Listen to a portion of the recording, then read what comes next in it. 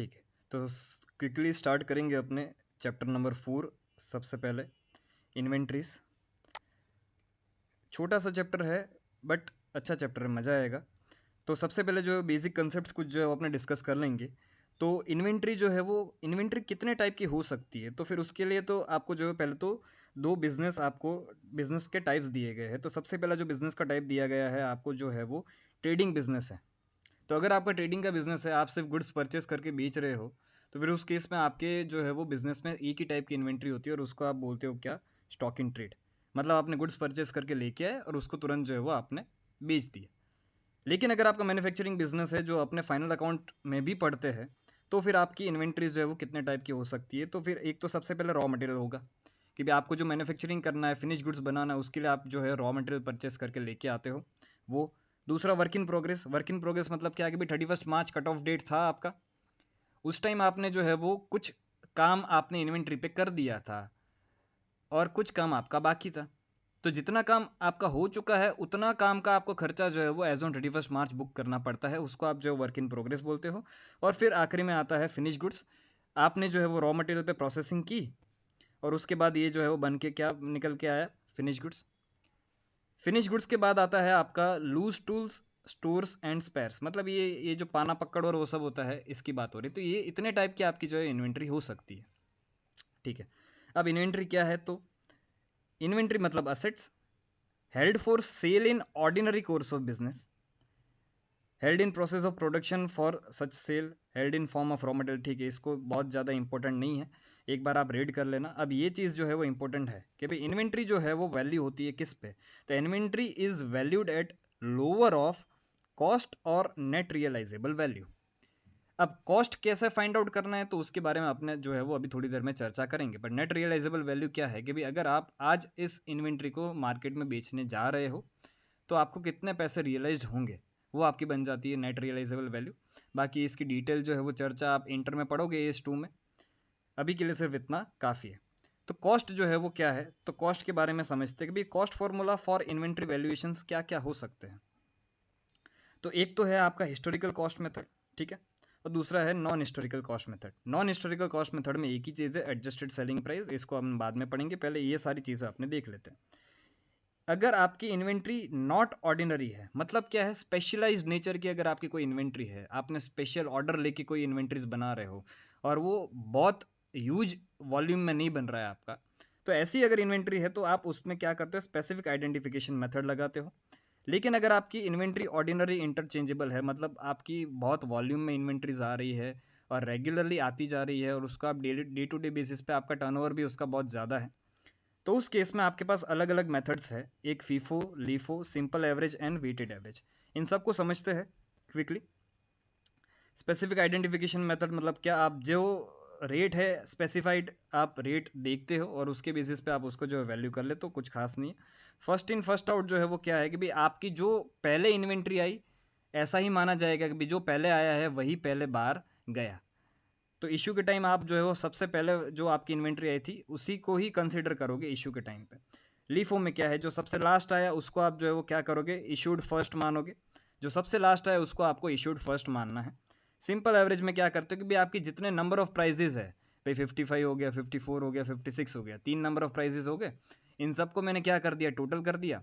इन सबको टोटल करने के बाद नंबर ऑफ प्राइजेस आपके कितने थे, 3 थे, तो डिवाइड बाय मैंने क्या कर दिया, 3 कर दिया। तो फिर आपको ये क्या मिल गया, सिंपल एवरेज। फिर आता है आपका वेटेड एवरेज। वेटेड एवरेज आपका मोर अप्रोप्रिएट मेथड माना जाता है as compared to simple average. Weighted average में आप क्या करते हो कि जो भी आपके प्राइजेस है उसको इनटू कर देते हो, किससे, क्वांटिटी से, और फिर जो है वो अमाउंट आपका जो भी निकल के आता है उसको डिवाइड बाय कर देते हो क्या, नंबर ऑफ जो आपकी टोटल क्वांटिटी है वो। फिर हमने एक नॉन हिस्टोरिकल कॉस्ट मेथड में समझा था कि भी एडजस्टेड सेलिंग प्राइस मेथड आपका क्या है। तो एडजस्टेड सेलिंग प्राइस मेथड क्या है, cost is ascertained by deducting a percentage of profit from the sale value of goods. अब जनरली क्या होता है, ये कब किया जाता है कि भाई जब आपका रिटेल का बिजनेस है, बहुत सारे टाइप्स की इन्वेंट्रीज है, पर आपको एक चीज़ पता है कि भाई जो भी मेरी इन्वेंट्री है उन सब में मैं प्रॉफिट मार्जिन जो है वो एक ही तरह का रख रहा हूँ। तो फिर उस केस में आप क्या करते हो, सब इन्वेंट्रीज आपके पास जितने भी इन्वेंट्रीज है उसके आपके पास सेल प्राइस तो है, उस सेल प्राइस में से आप क्या कर देते हो, ग्रॉस प्रॉफिट को अगर आप माइनस कर देते हो जो आपका फिक्स परसेंटेज है, तो फिर आपको जो है वो क्या मिल जाता है, आपका कॉस्ट ऑफ इन्वेंट्री। ये आपका था retail price method and adjusted selling price method. अब ये जो मेथड्स है, अच्छा उसके बाद इसके रिलेटेड सम्स भी आएंगे आपके, वो अब आगे डिस्कस करेंगे, क्विकली डिस्कस करेंगे, बहुत इंपॉर्टेंट नहीं है इसलिए जल्दी जल्दी जाने देंगे। उसके बाद आती है आपकी इन्वेंट्री सिस्टम्स। तो इन्वेंट्री सिस्टम्स आपकी दो टाइप की हो सकती है, एक तो periodic system and perpetual system. Short में अगर समझाओ, अच्छा इसके डिफरेंस पूछते हैं और इस चीज़ को हमने जो है वो थियरी में कवर किया है, तो इसके डिफरेंस जो है वो खास करके एक बार पढ़ लेना। यहाँ पे ज़्यादा डिटेल में चर्चा नहीं करेंगे, अभी सिर्फ क्या है फिजिकल पीरियोडिक इन्वेंट्री सिस्टम क्या है आपका। तो it is based on physical verification. मतलब क्या है कि भाई जिस दिन भी आपको इन्वेंट्री की वैल्यू चाहिए उस दिन आप जाते हो गोडाउन में और आप जो है वो हर एक इन्वेंट्रीज को काउंट करके लेके आ जाते हो और इसके बेसिस पे आप जो है वो क्या करते हो, इन्वेंट्री मेंटेन करते हो। तो ये इसलिए इसका दूसरा नाम क्या है आपका, फिजिकल इन्वेंट्री सिस्टम, ये इसका दूसरा नाम है। तो it is based on physical verification. It provides information about inventory and cost of goods sold at a particular date. मतलब जिस दिन आपको काउंटिंग करनी है उस दिन कितनी इन्वेंट्री है वो आप काउंट करके लेके आ जाते हो, ठीक है। उसके बाद आता है आपका परपेचुअल इन्वेंट्री सिस्टम। अब परपेचुअल इन्वेंट्री सिस्टम में आप क्या करते हो, हर एक चीज़ का बुक्स में रिकॉर्ड मेंटेन करते हो, रिसिप्ट्स, इश्यूज और वो सब कुछ आप जो है वो एक एक चीज़ों का रिकॉर्ड मेंटेन करते हो। ये आपका जो है वो क्या माना जाता है, परपेचुअल इन्वेंट्री सिस्टम।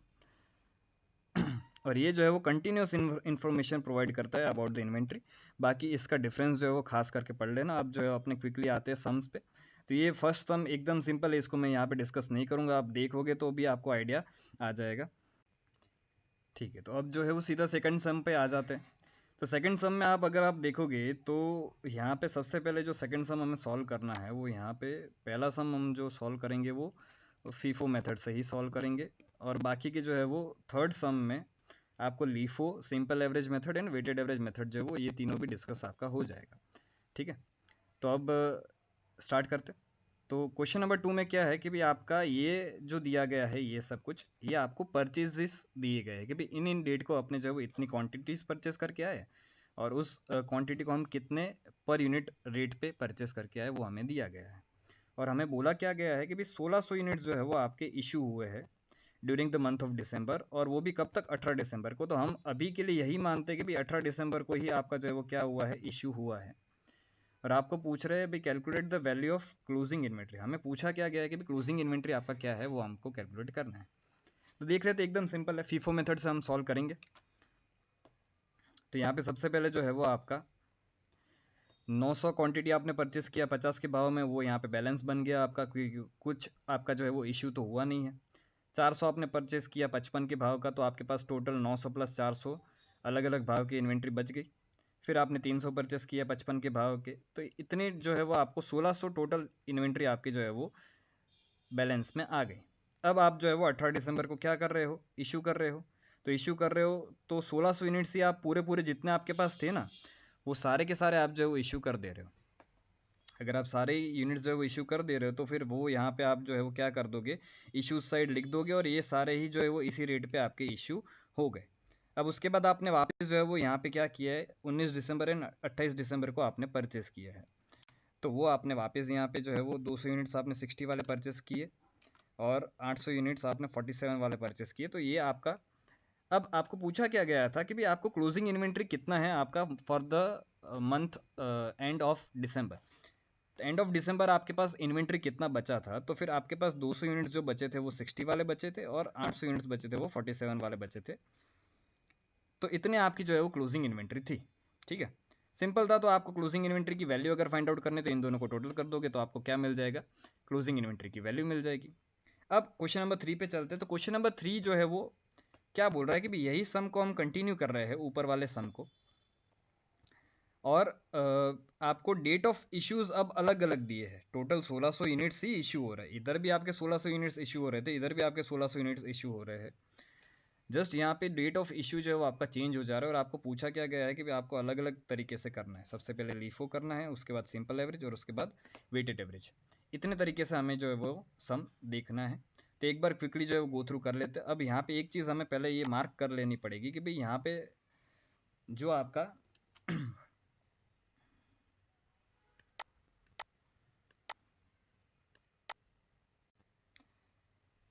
इशू हो रहा है वो कौन सी डेट्स पे हो रहा है। तो एक इशू जो है वो आपका 4 दिसंबर और 10 दिसंबर के बीच में हो रहा है, जो 5 दिसंबर को हो रहा है। दूसरा इशू आपका जो है वो 20 दिसंबर को हो रहा है, दैट इज 19 और 28 के बाद। और तीसरा इशू तो आपका जो है 29 दिसंबर को हो रहा है, मतलब 28 दिसंबर के बाद। ठीक है, तो इस तरह से हम देखते जाते हैं। तो सबसे पहले तो देखो 900 यूनिट्स आपने परचेस किए, तो वो 900 यूनिट्स आपने यहाँ पे लिख दिए। उसके बाद आपका जो है वो 50 यूनिट्स आपने यहाँ पे इशू भी किए हैं। तो ये 50 यूनिट्स ऑब्वियसली किस में से गए होंगे, तो ये जो 900 यूनिट्स थे उसी में से ही गए होंगे, क्योंकि आपके पास और कोई टाइप की तो इन्वेंट्री थी नहीं। तो 900 में से 500 गए तो बच गए, कितने गए, 400 यूनिट्स आपके बच गए। तो ये 50 वाले, और आपकी अमाउंट जो है क्लोजिंग इन्वेंट्री हो गई 20,000 रुपये। उसके बाद जो है वो आपने 3 डेट्स पे सीधा परचेज ही किया है, इस बीच में आपका कोई भी जो है वो इश्यू नहीं हो रहा है। तो 400, 300 और 200 यूनिट्स आपने परचेस किए, तो ऑलरेडी आपके पास 400 बचे हुए थे। उसके बाद आपने 3 टाइप के परचेस किए, तब आपके पास 400 पुराने, 400, 300 और 200 इतने यूनिट्स आपने जो परचेस किए, बीच में कहीं पे भी आपका इशू नहीं आया। ठीक है, अब यहाँ पे आपका जो है वो 20 दिसंबर को इशू आ रहा है। कितनी यूनिट्स का इशू आ रहा है 20 दिसंबर को? 600 यूनिट्स का इशू आ रहा है। तो अब यहाँ पे अगर आप देखोगे तो लीफो मेथड आपका फॉलो हो रहा है। तो 600 यूनिट्स जो गए वो ऐसा माना जाएगा कि भाई जो सबसे लास्ट में आए थे उन्हीं में से जो आपके 600 यूनिट्स जाएंगे। तो सबसे लास्ट में एक तो ये 200 यूनिट्स आए, तो 600 में से 200 गए, बचे 400। तो फिर ये 300 यूनिट्स जाएंगे आपके, और 100 यूनिट्स बचे। तो वो 100 यूनिट्स आपके कौन से यूज़ होंगे? 400 वाले। तो फिर 260 वाले गए, 355 वाले गए, 100 जो है वो 55 वाले गए। उसके बाद आपके पास बच कितना गया? तो ये एक 450 वाले बच गए, और दूसरे आपको जो है यहाँ पे ये 300 जो है वो 55 वाले आपके बच गए। तो इतनी इन्वेंट्री आपकी बच गई। उसके बाद आपने वापस 28 दिसंबर को 800 यूनिट्स परचेस किए हैं 47 रुपीज़ पे। तब आपके पास टोटल जो है वो 400, 300 और 800 यूनिट्स की इन्वेंट्री थी। उसके बाद आप जो है वो क्या कर रहे हो, 500 यूनिट्स का आप जो है वो क्या कर रहे हो, इशू कर रहे हो। तो ये 500 यूनिट्स जो है वो ऑब्वियसली ये जो 800 यूनिट्स आपने आखिरी में परचेस किए थे उसी में से ही गए होंगे। तो बस सिंपल था, आपने ये 800 यूनिट्स को क्या कर दिया, कम कर दिया। 800 में से 500 गया तो बचा कितना, 300। और ये दोनों जो 400 और 300 है तो वो तो एज इट इज ही रहने वाले, उसमें तो कोई चेंज नहीं है आपका। तो अगर मेरे से पूछा जाए कि भाई 1000 यूनिट्स आपके बचे हैं तो उसका क्लोजिंग इन्वेंट्री आपका वैल्यू कितना है, तो फिर इन सब को मैं टोटल कर दूंगा तो ये मेरा कॉस्ट ऑफ इन्वेंट्री आ जाएगा। ठीक है। अब यही चीज़ को सिंपल एवरेज मेथड से अगर देखें, तो सिंपल एवरेज मेथड में आपको सिंपल क्या देखना है कि भाई आपके जितने नंबर ऑफ प्राइसेस है, तो 50, 55, 55, 60, 47, तो टोटल 5 टाइप के आपके प्राइजेस है। उन पांचों को मैंने क्या कर दिया, 50, 55, 55, 60 और 47, इन सबको मैंने टोटल कर दिया। और इसको मैंने डिवाइड बाय जो किया वो क्या किया, 5 नंबर ऑफ प्राइजेस थे तो डिवाइड बाय मेरे को 5 कर देने का। तो मेरा जो सिंपल एवरेज प्राइस निकल के आया वो 53.4 निकल के आया। अब मुझे जो क्लोजिंग इन्वेंट्री वैल्यू करना है वो क्लोजिंग इन्वेंट्री किस पे वैल्यू करूंगा, तो मेरे 1000 यूनिट्स बच गए थे। भाई कैसे बच गए, तो आपने 2600 परचेज किए थे, और आपके जो इशू हुए वो कितने इशू हुए, 1600 यूनिट्स आपके इशू किए गए। तो 1000 यूनिट्स आपके बचे, और वो भी कितने वाले बच गए, 53.4। 53.4 कैसे है, तो ये हमने जो प्राइस फाइंड आउट किया वो, तो आपकी क्लोजिंग इन्वेंट्री की जो अमाउंट हो जाएगी वो 53,400 हो जाएगी। पर ये ज़्यादा इफेक्टिव मेथड नहीं है और कोई फॉलो भी नहीं करता है इसको। उसके बाद चलते हैं वेटेड एवरेज मेथड प्राइस पे। अब वेटेड एवरेज में आपका क्या है, डायरेक्ट यहाँ पे आंसर से ही डिस्कस करते हैं। देखो सिंपल है एकदम। 900 यूनिट्स आपने यहाँ पे परचेस की है। अब जब एक ही टाइप की इन्वेंट्री है आपके पास, तो जो इश्यू होगा आपका 500 वो भी इसी में से ही होगा। ठीक है, अब बच गए आपके 450 वाले। उसके बाद आपने और जो है वो 400 यूनिट्स परचेस किए 55 वाले, और उसका अमाउंट जो निकल के आया 22,000। अब यहाँ पे समझना ये 42,000। अब सिंपल है कैलकुलेशन, आपको सिंपल क्या करना है कि भाई यहाँ पे जो आपका 20,000 था, तो पहले तो ये जो 42,000 है वो कैसे आया, तो यहाँ पे ऑलरेडी आपका बैलेंस 20,000 था, तो एक तो ये 20,000 को आप ऐड कर दो, प्लस आपने ये जो परचेस किया उसका वैल्यू आपने कितना निकाला, 22,000 निकाला। इन दोनों को आपने टोटल कर दिया तो आपका अमाउंट आ गया 42,000। फिर क्या करो, इधर जो आपकी इन्वेंट्री है, यहाँ पे इन्वेंट्री आपकी 400 थी, तो यहाँ पे 400 आपने लिखा। और 400 के साथ आपने और कितनी परचेस की, और 400 परचेस की, तो यहाँ पे और 400 लिख दिया आपने, तो टोटल आपकी इन्वेंट्री जो है वो कितनी बन के आ गई, 800 बन के आ गई। अब सिंपल क्या करना है आपको कि भी ये जो 42,000 आपने लिखा है इस चीज़ को डिवाइड कर देना है क्या, नंबर ऑफ यूनिट्स। तो 42,000 डिवाइड बाई 800 अगर आप करोगे तो आपका जो है प्राइस निकल के आ जाएगा 52.5। इसी प्रोसेस को हमें जो है वो कंटिन्यूसली करते जाना पड़ेगा। अगेन यहाँ पे एक और बार चेक कर लेते हैं। तो यहाँ पे 42,000 आपका यहाँ पे टोटल था क्लोजिंग बैलेंस, आपने जो है वो 300 यूनिट्स परचेस किए 55 वाले, और अमाउंट निकल के आया 16,500।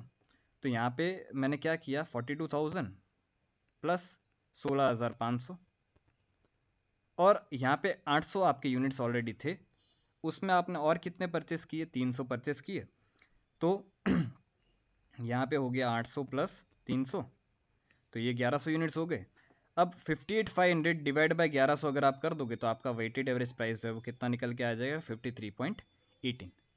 इस तरह से जो है वो आपको वेटेड एवरेज में कैलकुलेशन करते जाना है। अब जब इशू होगा तो इशू में एकदम सिंपल है, देखो यहाँ तक आपका जो है वो प्राइस कितना था, तो 1300 थे और 54.23 की प्राइस थी। अब इशू जो होगा वो हमेशा जो आपकी क्लोजिंग बैलेंस है उसी प्राइस पे इशू होगा, क्योंकि ये आपने जो है वो वेटेड एवरेज ही निकाल के रखा है।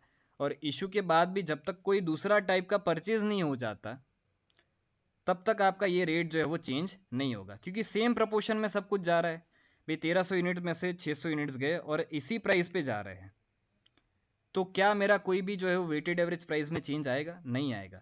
इसमें चेंज कब आएगा, जब आप वापस कोई नया जो है वो परचेस कर रहे हो। तो यहाँ पे हमने वापस परचेस किया 800 यूनिट्स का, और ये 47 के हिसाब से मैंने परचेस किया, तो अब वापस इधर मैं क्या करूँगा, 37,962 प्लस 37,600, तो ये मेरा हो गया 75,562। 700 यूनिट्स प्लस 800 हो गए 1500 यूनिट्स, तो इसको जो है वो डिवाइड बाय कर दूंगा 1500, तो मेरे को रेट मिल जाएगा 50.37। और आखिर में जो आपका इशू हो रहा है वो किस पे हो रहा है, तो इसी अमाउंट पे, इसी प्राइस पे हो रहा है, 500 यूनिट्स 50.37 पे, ठीक है। तो आखिर में आपका क्लोजिंग इन्वेंट्री जो निकल के आ गया वो 50,377 निकल के आया। तो ये था आपका वेटेड एवरेज मेथड, और तीनों ही मेथड हमने जो है वो बाकी की जो है वो डिस्कस कर ली। तो टोटल आपकी जो है वो हिस्टोरिकल कॉस्ट मेथड में 4 मेथड थी, कि जब आपका इन्वेंट्री ऐसे टाइप का है जो ऑर्डिनरीली इंटरचेंजेबल है, ठीक है। अब जो है वो उसके बाद यहाँ पे क्वेश्चन नंबर 4 जो है वो आपका फीफो मेथड का है, सिंपल है। अगर आप एक बार नज़र घुमा लोगे तो आपको पता चल जाएगा। आई थिंक इसमें कोई भी डाउट आपका नहीं होना चाहिए। क्वेश्चन नंबर 4 जो है वो आपको वापस क्वेश्चन नंबर 5 में सॉल्व करना है, पर इस बार जो सॉल्व करना है वो वेटेड एवरेज बेसिस पे आपको सॉल्व करना है। तो ये भी सिंपल है, इसमें भी कुछ खास नहीं, तो इसको अपने डिस्कस करने में टाइम वेस्ट नहीं करेंगे। आगे बढ़ते हैं। अब आते हैं क्वेश्चन नंबर 6 पे। क्वेश्चन नंबर 6 जो आपका सम है वो सम आपका एडजस्टेड सेलिंग प्राइस मेथड का सम है, कि भी हम एडजस्टेड सेलिंग प्राइस मेथड में किस तरह से जो है क्लोजिंग इन्वेंट्री की अमाउंट फाइंड आउट करते हैं, वो आप ये सम में सीखोगे। तो एक बार क्वेश्चन को अच्छे से एक बार रीड आउट कर लेते।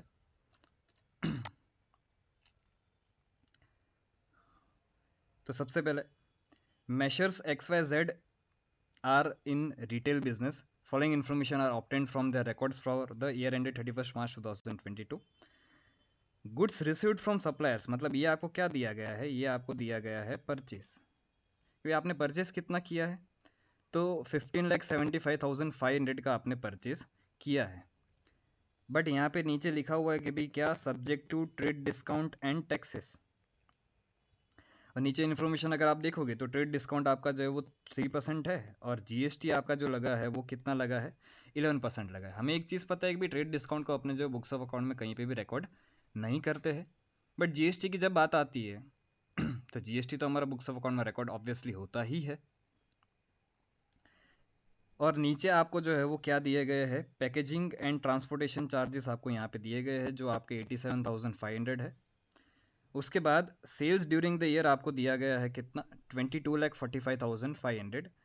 और यहाँ पे आपको सेल्स प्राइस है, ध्यान से पढ़ना, क्या दिया गया है, ये sales price of closing inventories दिया गया है, जो आपका 2,35,000 है।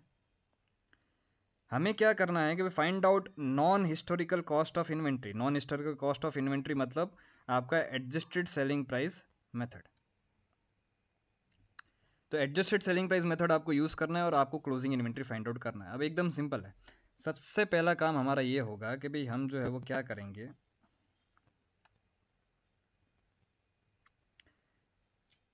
परचेस कॉस्ट कैलकुलेट कर लेते हैं कि भाई टोटल परचेस कॉस्ट एक्चुअल में आपका लगा कितना है।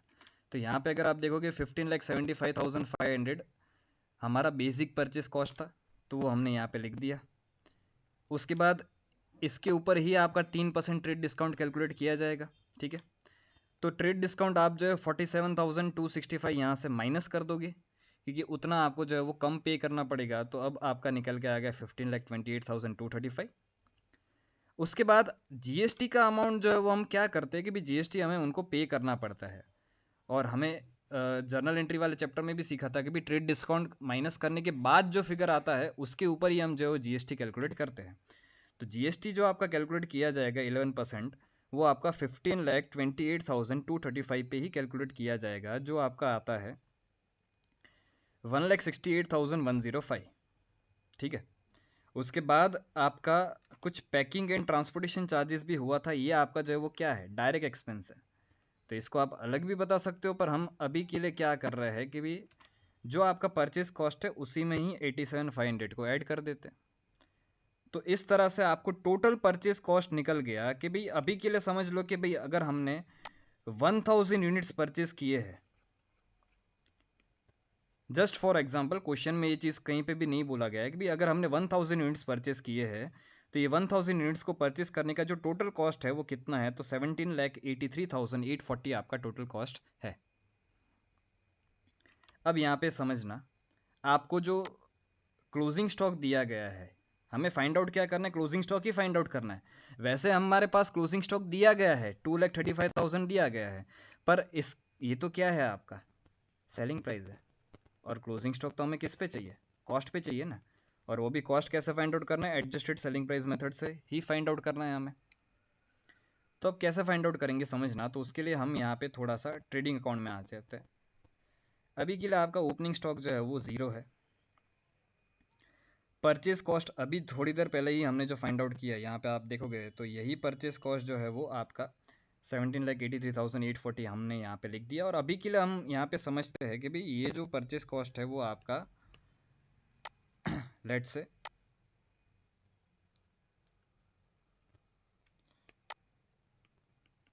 1000 यूनिट्स का है, कहीं पे दिया नहीं गया है, हम सिर्फ एज्यूम कर रहे हैं।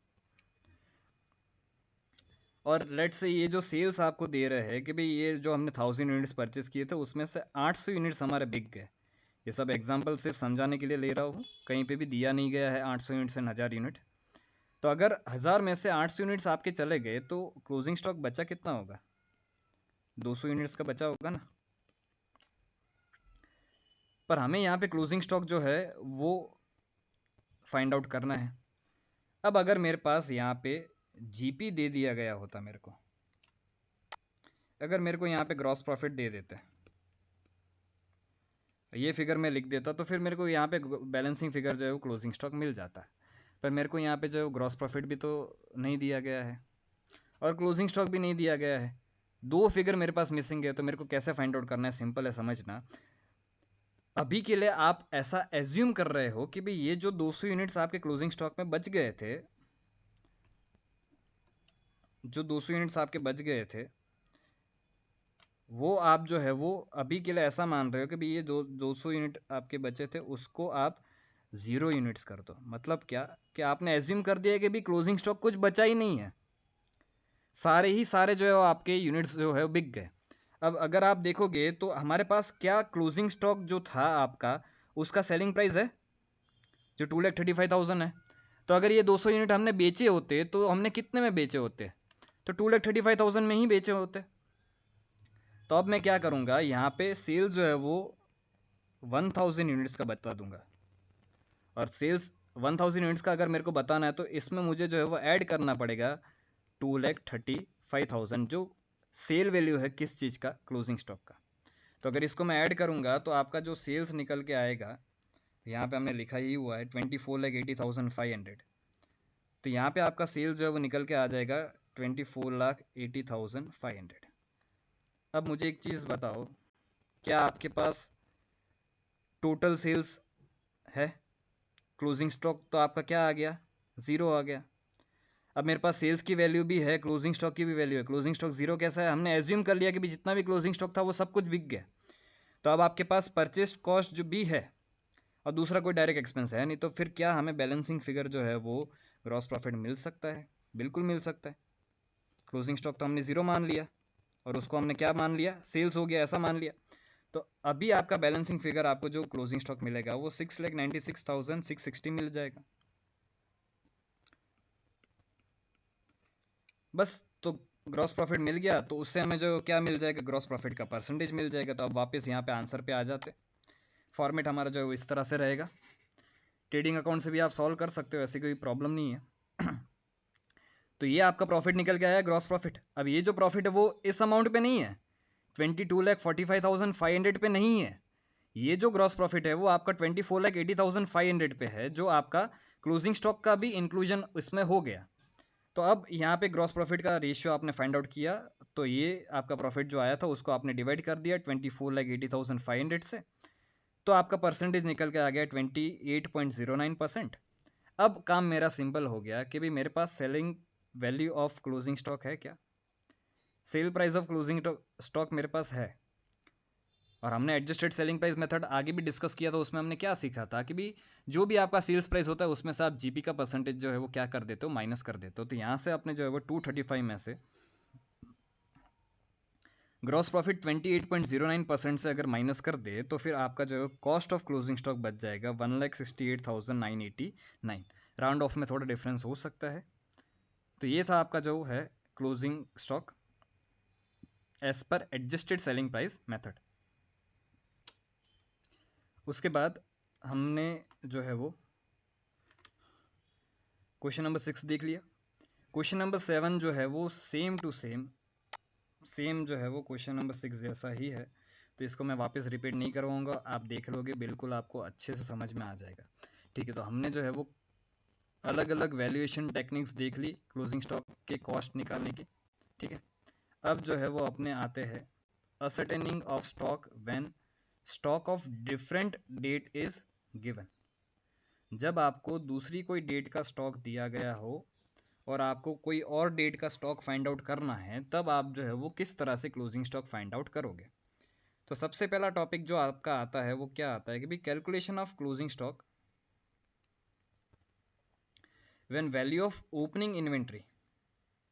जब आपके पास ओपनिंग स्टॉक जो है वो दिया गया है, तब आप जो है वो क्लोजिंग स्टॉक कैसे कैलकुलेट करते हो। ठीक है, तो वैसे देखने जाए तो ये आपका जो है ना क्या है, ट्रेडिंग अकाउंट ही है एक टाइप का। ये पूरा आपका ट्रेडिंग अकाउंट ही है। अगर आप देखोगे तो ट्रेडिंग अकाउंट में आप डेबिट साइड जो है वो सब कुछ क्या लिखते हो, तो ओपनिंग स्टॉक से आप स्टार्ट करते हो। उसमें अगर आपने कोई भी परचेस किया होगा तो परचेस को आप क्या कर देते हो, ऐड कर देते हो। और फिर अगर कोई भी आपका डायरेक्ट एक्सपेंस है तो फिर आप उसको यहाँ पे क्या कर देते हो, ऐड कर देते हो।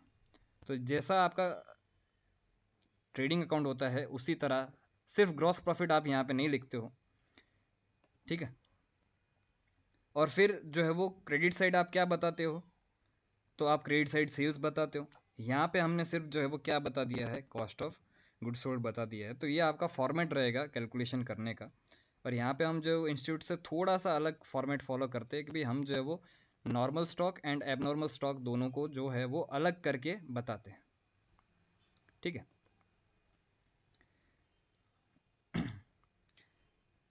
तो यहाँ पे आपका नेट परचेज पहले तो क्या है वो समझ लेते हैं। तो नेट परचेज मतलब क्या कि भाई परचेज जो आपका है उसमें से आप परचेज रिटर्न को अगर माइनस कर दो तो आपको जो है वो क्या मिल जाता है, नेट परचेज मिल जाता है।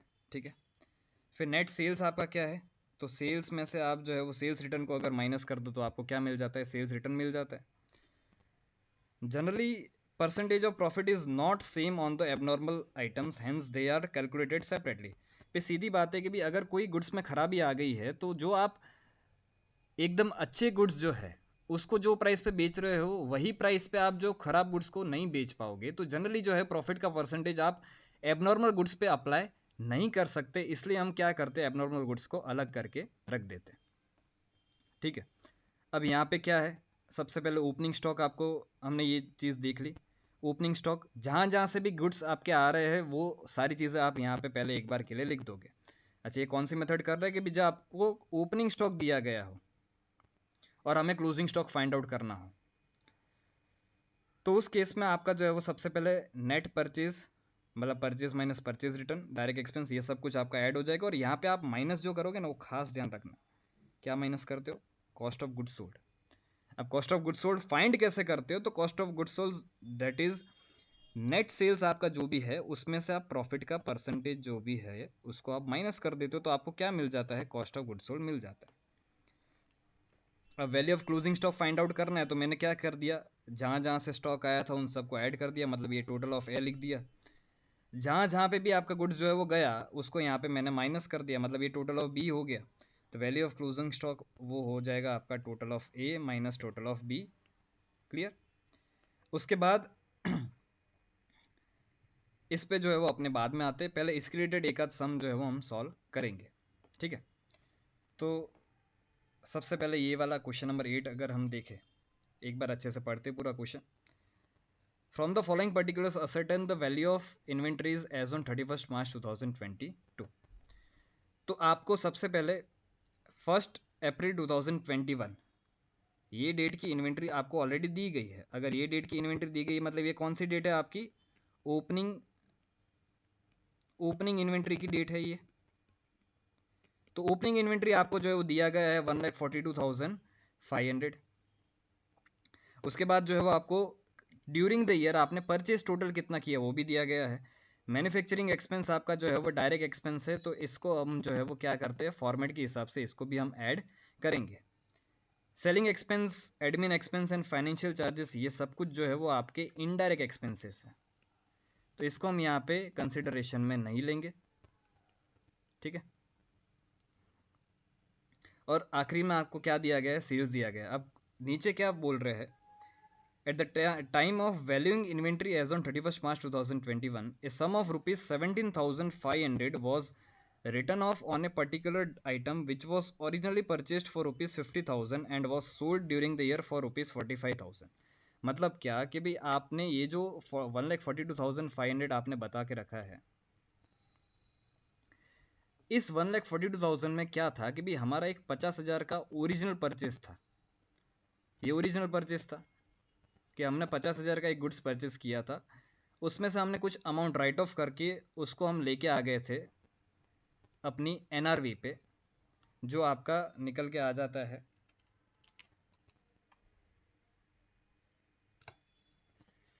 अगर हम देखें तो 50,000 में से आपका 17,500 गया, तो ये आ गया आपका 32,500। ठीक है, तो 32,500 आपका जो है वो ये एनआरवी आ गया। पहली बात तो अगर इसमें से अगर आपको कुछ राइट ऑफ करने की ज़रूरत पड़ रही है, मतलब ये गुड्स जो है वो आपका कौन सा गुड्स है, एबनॉर्मल गुड्स है। अब ये 1,42,500 जो है इसमें कौन सी अमाउंट इंक्लूडेड है, तो इसमें जो है वो 1,32,500 इंक्लूडेड है। तो अगर हमें अलग करना है तो सबसे पहले क्या करेंगे, यहाँ पे हमने हमारे फॉर्मेट में ही सॉल्व किया है। भाई टोटल इन्वेंट्री आपका जो था वो 1,42,500 था, पर उसमें से एबनॉर्मल गुड्स तो कितने के इंक्लूडेड थे, उसमें 32,500 के इंक्लूडेड थे। तो अगर 1,42,500 में से 32,500 निकाल दिया तो आपके नॉर्मल कितने बच गए, 1,10,000 बच गए। ठीक है, अब आगे क्या बोला गया है कि इसी गुड्स को आपने ड्यूरिंग द ईयर जो है वो सेल्स कर दिया, बेच दिया आपने। और कितने में बेचा है आपने, तो आपने 45,000 में बेचा है। और फिर क्या बोल रहे हैं कि बैरिंग द ट्रांजेक्शन, मतलब अगर सिर्फ ये 45,000 वाले ट्रांजेक्शन को, ये वाले ट्रांजेक्शन को छोड़ दे, the gross profit earn during the year was 20% on the sales. पूरे साल में आपने जो ग्रॉस प्रॉफिट अर्न किया वो 20% था, किसका, सेल्स का। ये ट्रांजेक्शन को अगर छोड़ दे तो फिर अब हमने एक चीज़ ऊपर भी सीखी थी कि भाई आपका जो एबनॉर्मल गुड्स होता है उसके ऊपर आपका प्रॉफिट का परसेंटेज अप्लाई नहीं होता है। तो अब यहाँ पे लाइन बाय लाइन जो है वो अपने देखते जाते, कहाँ चला गया,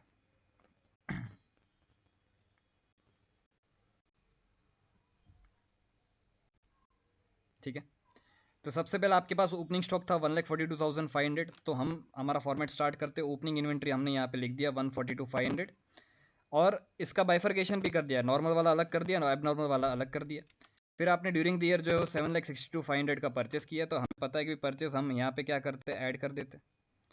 फिर मैन्युफैक्चरिंग एक्सपेंस ही सिर्फ आपका डायरेक्ट एक्सपेंस है, तो डायरेक्ट एक्सपेंस ही हम यहाँ पे ऐड करते हैं।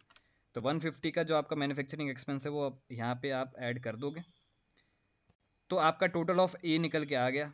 अब हमें यहाँ पे माइनस क्या करना होता था, तो हमें यहाँ पे माइनस करना होता था कॉस्ट ऑफ गुड्स सोल्ड। तो कॉस्ट ऑफ गुड्स सोल्ड कैसे फाइंड आउट करेंगे, तो पहली बात तो ये समझना कि भाई आपका टोटल सेल्स कितना दिया गया है, 1245। अब ये जो 12,45,000 आपका सेल्स है, उसमें ये 45,000 का जो एबनॉर्मल सेल्स था वो भी इंक्लूडेड है, और इसके ऊपर प्रॉफिट परसेंटेज आपका सेम नहीं होगा, तो फिर आपको क्या करना पड़ेगा, ये टोटल सेल्स आपने लिखा उसमें से एबनॉर्मल को आपको अलग करना पड़ेगा 45,000 को। तो 12,45,000 में से 45,000 अगर आप निकाल दोगे तो आपके बचेंगे कितने, 12 लाख। अब ये जो 12 लाख है इसके ऊपर आप प्रॉफिट परसेंटेज अप्लाई कर सकते हो, क्योंकि ये तो नॉर्मल सेल्स है। तो ग्रॉस प्रॉफिट आपका जो था वो 20% ऑन सेल्स था। अब ये पॉइंट आपको समझ में आ ही गया होगा कि percentage on sales and percentage on cost क्या होता है, तो उसके बारे में यहाँ पे अपने चर्चा नहीं करेंगे। तो 12 लाख में से अगर आपका 20% निकाल दे तो फिर आपका 2,40,000 निकल जाएगा, तो बचेगा कितना, 9,60,000। अब यही गुड्स हमने जो है वो एबनॉर्मल वाले गुड्स को कितने में बेचा है, 45,000 में बेचा है। तो ऑब्वियसली भाई आपका प्रॉफिट जो है, अभी आपके बुक्स ऑफ अकाउंट में ये 32,500 से दिख रहा था, 32,500 वाला गुड्स जो है वो आपने 45,000 में बुक किया, सेल्स किया, तो इसमें भी आपका 12,500 का प्रॉफिट हो गया। तो अल्टीमेटली इसका जो कॉस्ट ऑफ गुड्स सोल्ड निकल के आ गया वो कितना निकल के आ गया, 32,500। इन सब का टोटल अगर आपने कर दे तो फिर आपका आ जाएगा 9,92,500।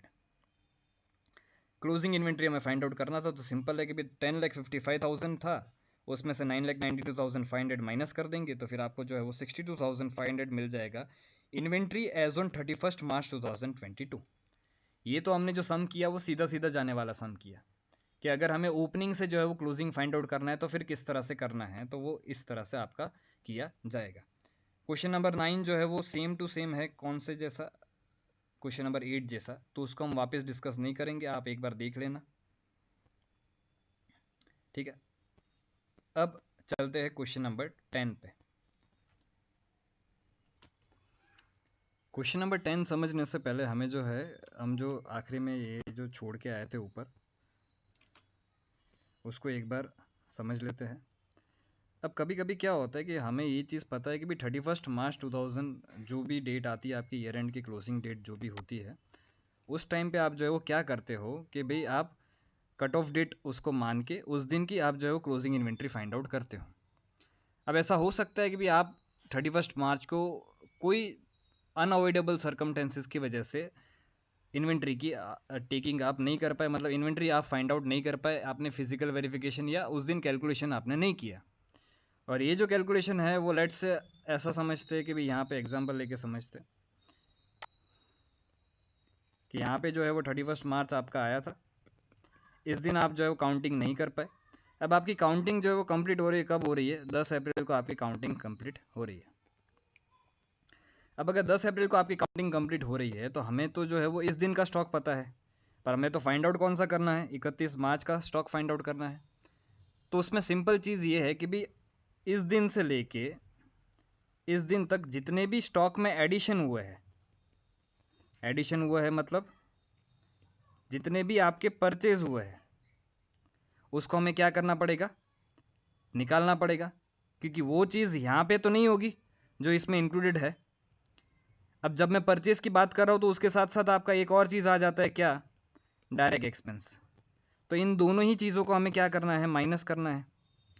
अच्छा, दूसरी बात, इस पीरियड से लेके इस पीरियड के बीच में कुछ आपका सेल्स भी तो हुआ होगा, तो उसका कॉस्ट ऑफ गुड्स सोल्ड आपका जो है वो इस दिन जो 10 अप्रैल है उसमें इंक्लूडेड नहीं होगा। तो हमें जो है वो क्या करना पड़ता है कि भी इस पीरियड के बीच में जितना भी आपका सेल्स हुआ है उस सेल्स को आपको जो है वो वापस ऐड बैक कर देना होता है। अब जब यहाँ पे मैं सेल्स की बात कर रहा हूँ तो मैं सेल्स नहीं, सेल्स मतलब मैं किसकी बात कर रहा हूँ, cost of goods sold. Cost of goods sold कैसे फाइंड आउट करेंगे आपने, सेल्स माइनस जीपी। तो बस सिंपल है, कुछ खास चेंज नहीं है यहाँ पे। फॉर्मेट आप देख लो, अगेन वापस नॉर्मल एंड एबनॉर्मल को हम ऑब्वियसली अलग ही करेंगे हमेशा, ठीक है। तो यहाँ पे आपने जो जो भी अप्रैल की डेट को आपने स्टॉक फाइंड आउट किया था, वहाँ से हम जो है वो सम स्टार्ट करेंगे। फिर उसके बाद क्या, तो सबसे पहले आप ऐड बैक करते हो क्या, cost of goods sold. Again cost of goods sold क्या था आपका, तो नेट सेल्स माइनस प्रॉफिट।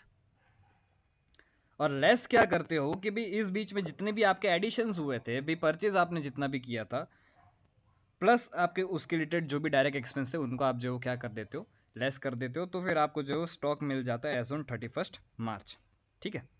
अब इसके रिलेटेड हम जो है वो सम करेंगे क्वेश्चन नंबर 10। एक बार पढ़ते हैं पूरा question.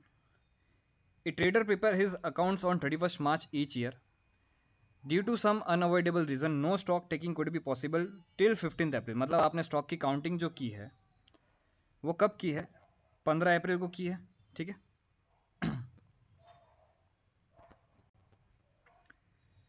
Which date total cost of goods in is godown came to ₹50,000। इस दिन जो आपका स्टॉक निकल के आया, 10 कौन सी डेट की बात कर रहे हैं, 15 अप्रैल की, उस दिन आपका स्टॉक निकल के आया 50,000।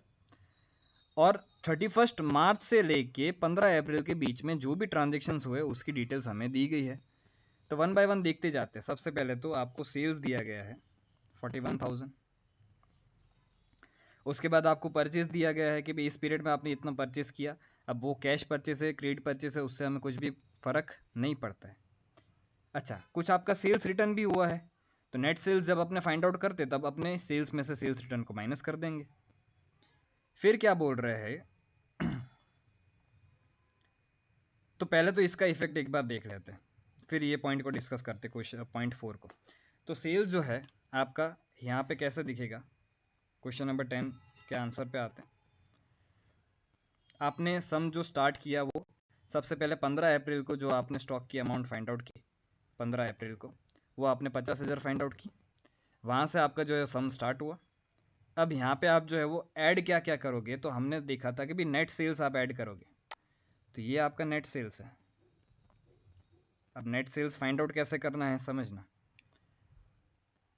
नेट सेल्स आपका पहले तो जो है वो 41,000 आपका नॉर्मल सेल्स दिया गया था, उसमें से 1,000 जो है वो आपका सेल्स का रिटर्न था, वो हमने माइनस कर दिया। फिर कुछ आपका परचेज भी दिया गया था यहाँ पे, तो परचेज को जो है वो हम कहाँ पे बताते थे, यहाँ पे लेस करते थे। तो परचेज जो है आपने 5034 लेस कर दिया, ठीक है। फिर पहले फिफ्थ एडजस्टमेंट को डिस्कस कर लेते, फिर फोर्थ एडजस्टमेंट पे आएंगे, वो अच्छा एडजस्टमेंट है।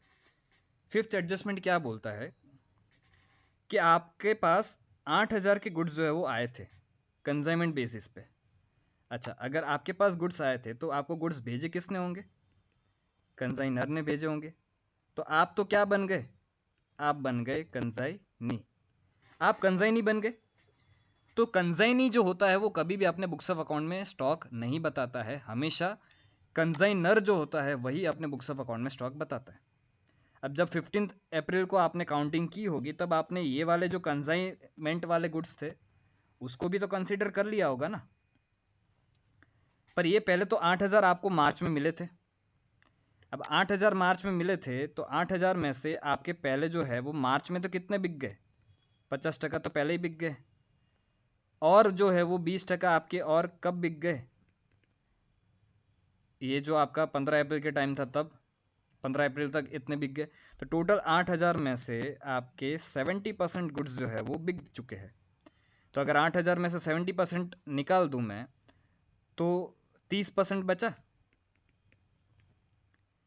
तो 8,000 का अगर 30% अपने निकाले तो फिर वो हो जाता है आपका 2400।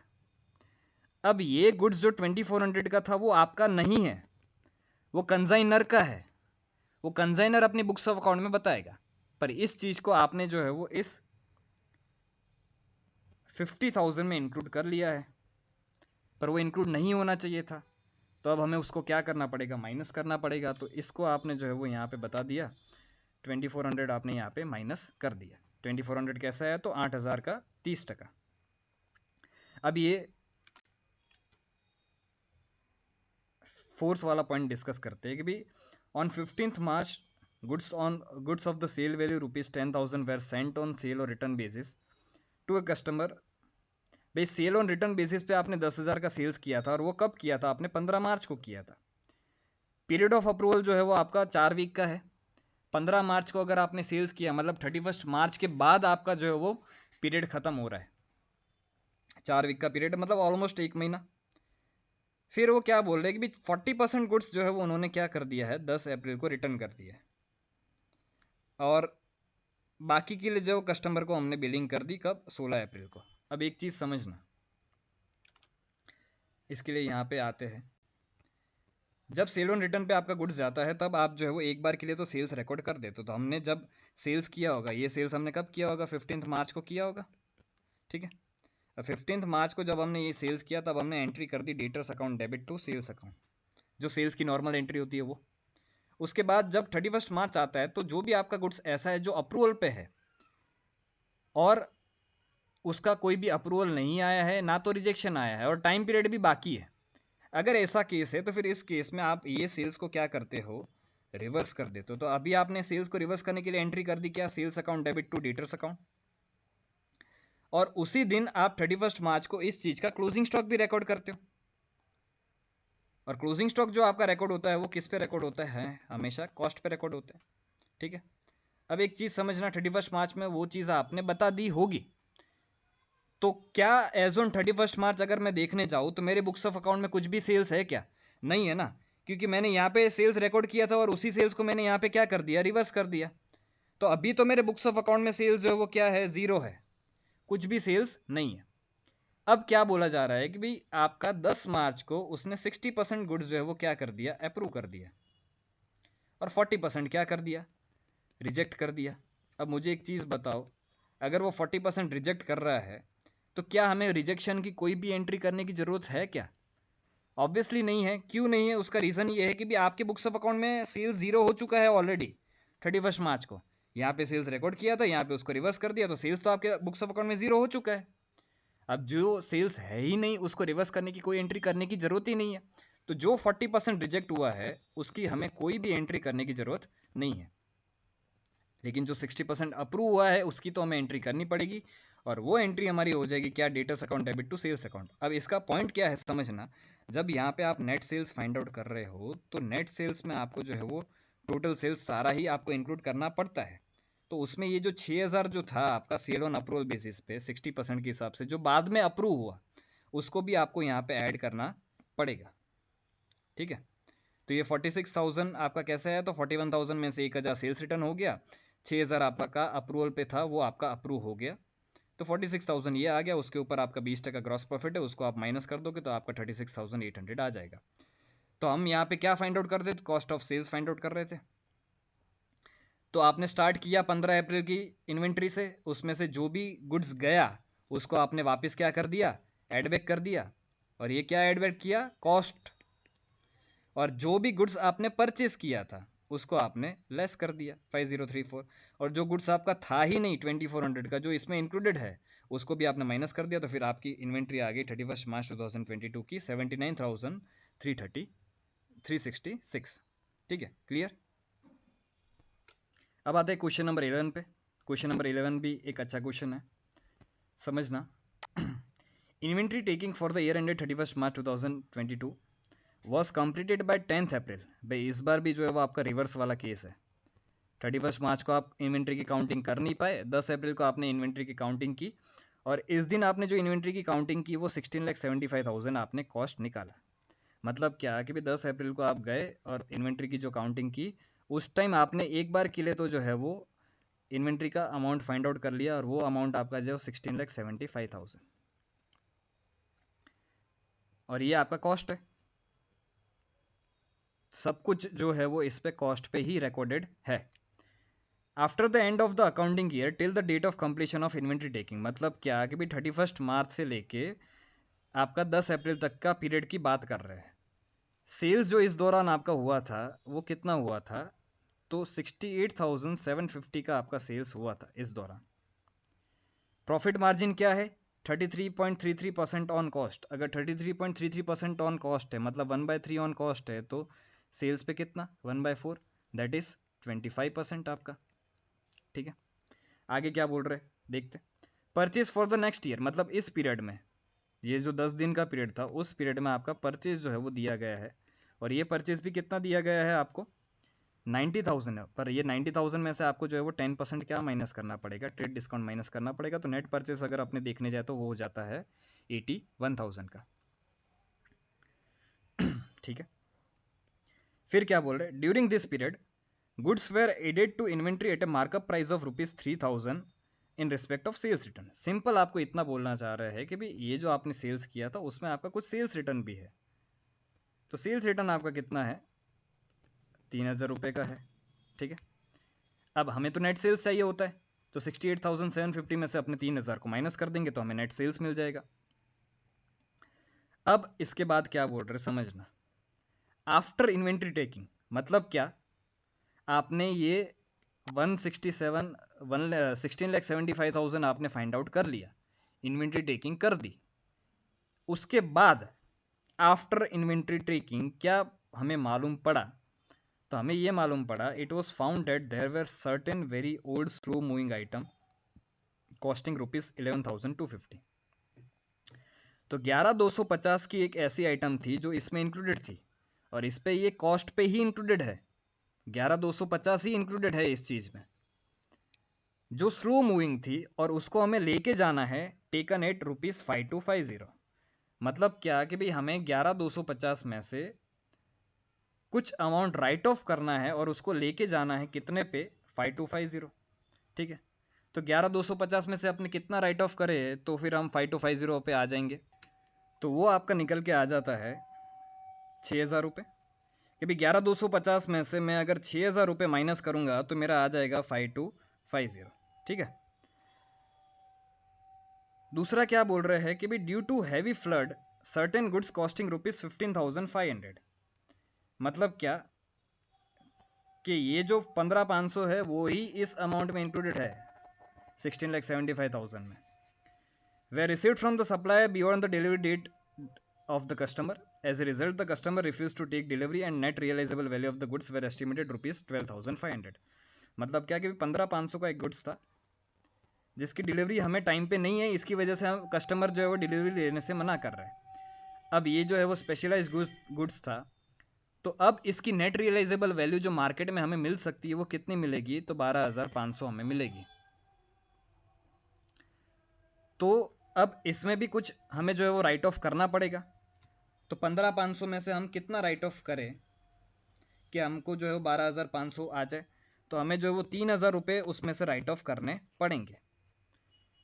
ठीक है, तो ये जो दोनों ही आइटम्स मेरी हो गई 11,250 एंड 15,500 की, ये दोनों ही मेरी एबनॉर्मल आइटम्स बनेगी।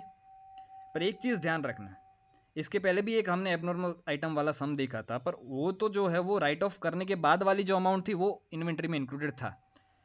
अभी तो क्या है कि भी 11,250 एंड 15,500 ये दोनों फिगर ही जो है वो इस 16,75,000 में इंक्लूडेड है। ठीक है, बस तो इतनी चीज़ें हैं हमें कैलकुलेट करनी है value of inventory for the inclusion in the final accounts as for the year ended 31 March. तो कर लेते, सबसे पहले जो है वो क्या है, आपको इन्वेंट्री दी गई है 16,75,000,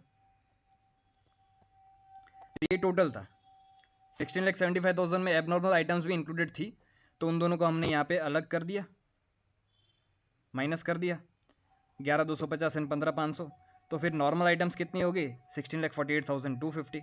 अब हमें पता है कि भाई हम यहाँ पे ऐड बैक क्या करते हैं, cost of goods sold add back करते हैं।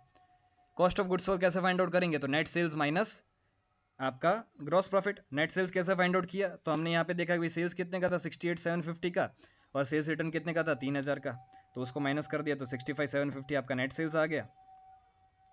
ग्रॉस प्रॉफिट आपका 25% ऑन सेल्स था, क्योंकि यहाँ पे बोला क्या गया था कि भाई 33.33% ऑन कॉस्ट था, तो 1/3 ऑन कॉस्ट, तो फिर सेल्स पे कितना 1/4 मतलब 25%। तो 25% आपने सेल्स में से प्रॉफिट माइनस कर दिया, तो आपका जो है वो कॉस्ट ऑफ गुड्स सोल्ड ये नॉर्मल वाला आ गया। अब हमें माइनस क्या क्या करना है, तो हमें तो जो है वो एक कुछ वैल्यूज राइट ऑफ करनी थी, समझे। तो राइट ऑफ हमें क्या क्या करना था, तो ये 11,250 में से हमें 6,000 राइट ऑफ करना था, तो वो हमने राइट ऑफ कर दिया। 15,500 में 3,000 राइट ऑफ करना था, वो हमने राइट ऑफ कर दिया, जो हमने अभी समझा था। परचेज हमने जो किया था वो 90,000 का किया था, पर उसमें आपका कुछ डिस्काउंट भी तो आया था, डिस्काउंट आपका 9,000 का आया था, वो हमने 81,000 वो भी माइनस कर दिया, तब टोटल ऑफ बी आपका इतना निकल के आ गया। अब एक चीज समझना, ये दोनों आइटम जो है वो भले ही एबनॉर्मल आइटम है, पर है तो आपकी इन्वेंट्री का पार्ट ना, जो आपकी क्लोजिंग इन्वेंट्री है उसी का ही पार्ट है। तो जब आप वैल्यू कैलकुलेट कर रहे हो क्लोजिंग इन्वेंट्री की, तब आपको इसको भी जो है वो कंसीडर करना पड़ेगा। अब हमारा तो फॉर्मेट सिंपल है, हम फॉर्मेट के हिसाब से ही जाएंगे। तो कैसे आपका आएगा क्लोजिंग स्टॉक? तो सिंपल है कि भाई ए माइनस बी आप कर दोगे तो 17,24,312 आपका ए आया था, उसमें से 90,000 आप माइनस कर दो तो आपको क्या मिल जाएगा? 16,34,312। ये आपका जो है वो क्या है? क्लोजिंग इन्वेंट्री था। क्लियर? आगे बढ़ते हैं। अब आते हैं क्वेश्चन नंबर 12 पे। ये भी जो है वो आपका रिवर्स वाला ही केस है। पढ़ते हैं एक बार question. Mister X who was closing his books on 31st March 2022 has failed to take actual stock when he did only on 9th April when it was ascertained by him to be worth rupees 2,50,000। भाई उसने 9 अप्रैल को stock की counting की और उस दिन उसका जो स्टॉक निकल के आया वो 2,50,000 निकल के आया। अब ये क्वेश्चन को सॉल्व करने से पहले एक चीज़ मैं आपको नीचे पढ़वा देता हूँ कि यहाँ पे हमें पूछा क्या गया है कि भाई इस बार हमें फिजिकल स्टॉक पूछा गया है। फिजिकल स्टॉक मतलब क्या? एक्चुअल में फिजिकल स्टॉक आपका 31 मार्च 2022 को कितना अवेलेबल था वो आपसे पूछा गया है। ठीक है, तो सबसे पहले आपने जो है वो 2,50,000 से आपने स्टार्टिंग की। ठीक है, उसके बाद क्या बोल रहा है कि भाई it was found that sales are entered in the sales book on the same day of dispatch and return inward in the return book as and when the goods are received back. Sales आप sales book में कब enter करते हो? जब dispatch हो जाता है तब। और रिटर्न इनवर्ड मतलब सेल्स रिटर्न, वो आप कब बुक्स में रिकॉर्ड करते हो? जब एक्चुअल में वो आपका रिसीव्ड होता है तभी रिकॉर्ड आप करते हो। लेकिन परचेज जो आप रिकॉर्ड कर देते हो ना, वो कब किसके बेसिस पे करते हो? कि भाई अगर आपके पास इनवॉइसेस आ गए तो उसके बेसिस पे आप जो है परचेज रिकॉर्ड कर देते थे। ठीक है, ये जो 31 मार्च से लेके 9 अप्रैल तक का टाइम था, उस पीरियड में आपका सेल्स डे बुक में जो सेल्स बताया गया है वो 17,200 का बताया गया है। तो भाई सेल्स आपका कितना हुआ उस पीरियड में? 17,200 का। ठीक है, और इसी पीरियड के बीच में आपका जो परचेज हुआ है वो कितना हुआ है? टोटल परचेज आपको दिया गया है 1,200 का, पर ये जो 1,200 है ना वो तो क्या है बेटा? ये इनवॉइसेस है आपके।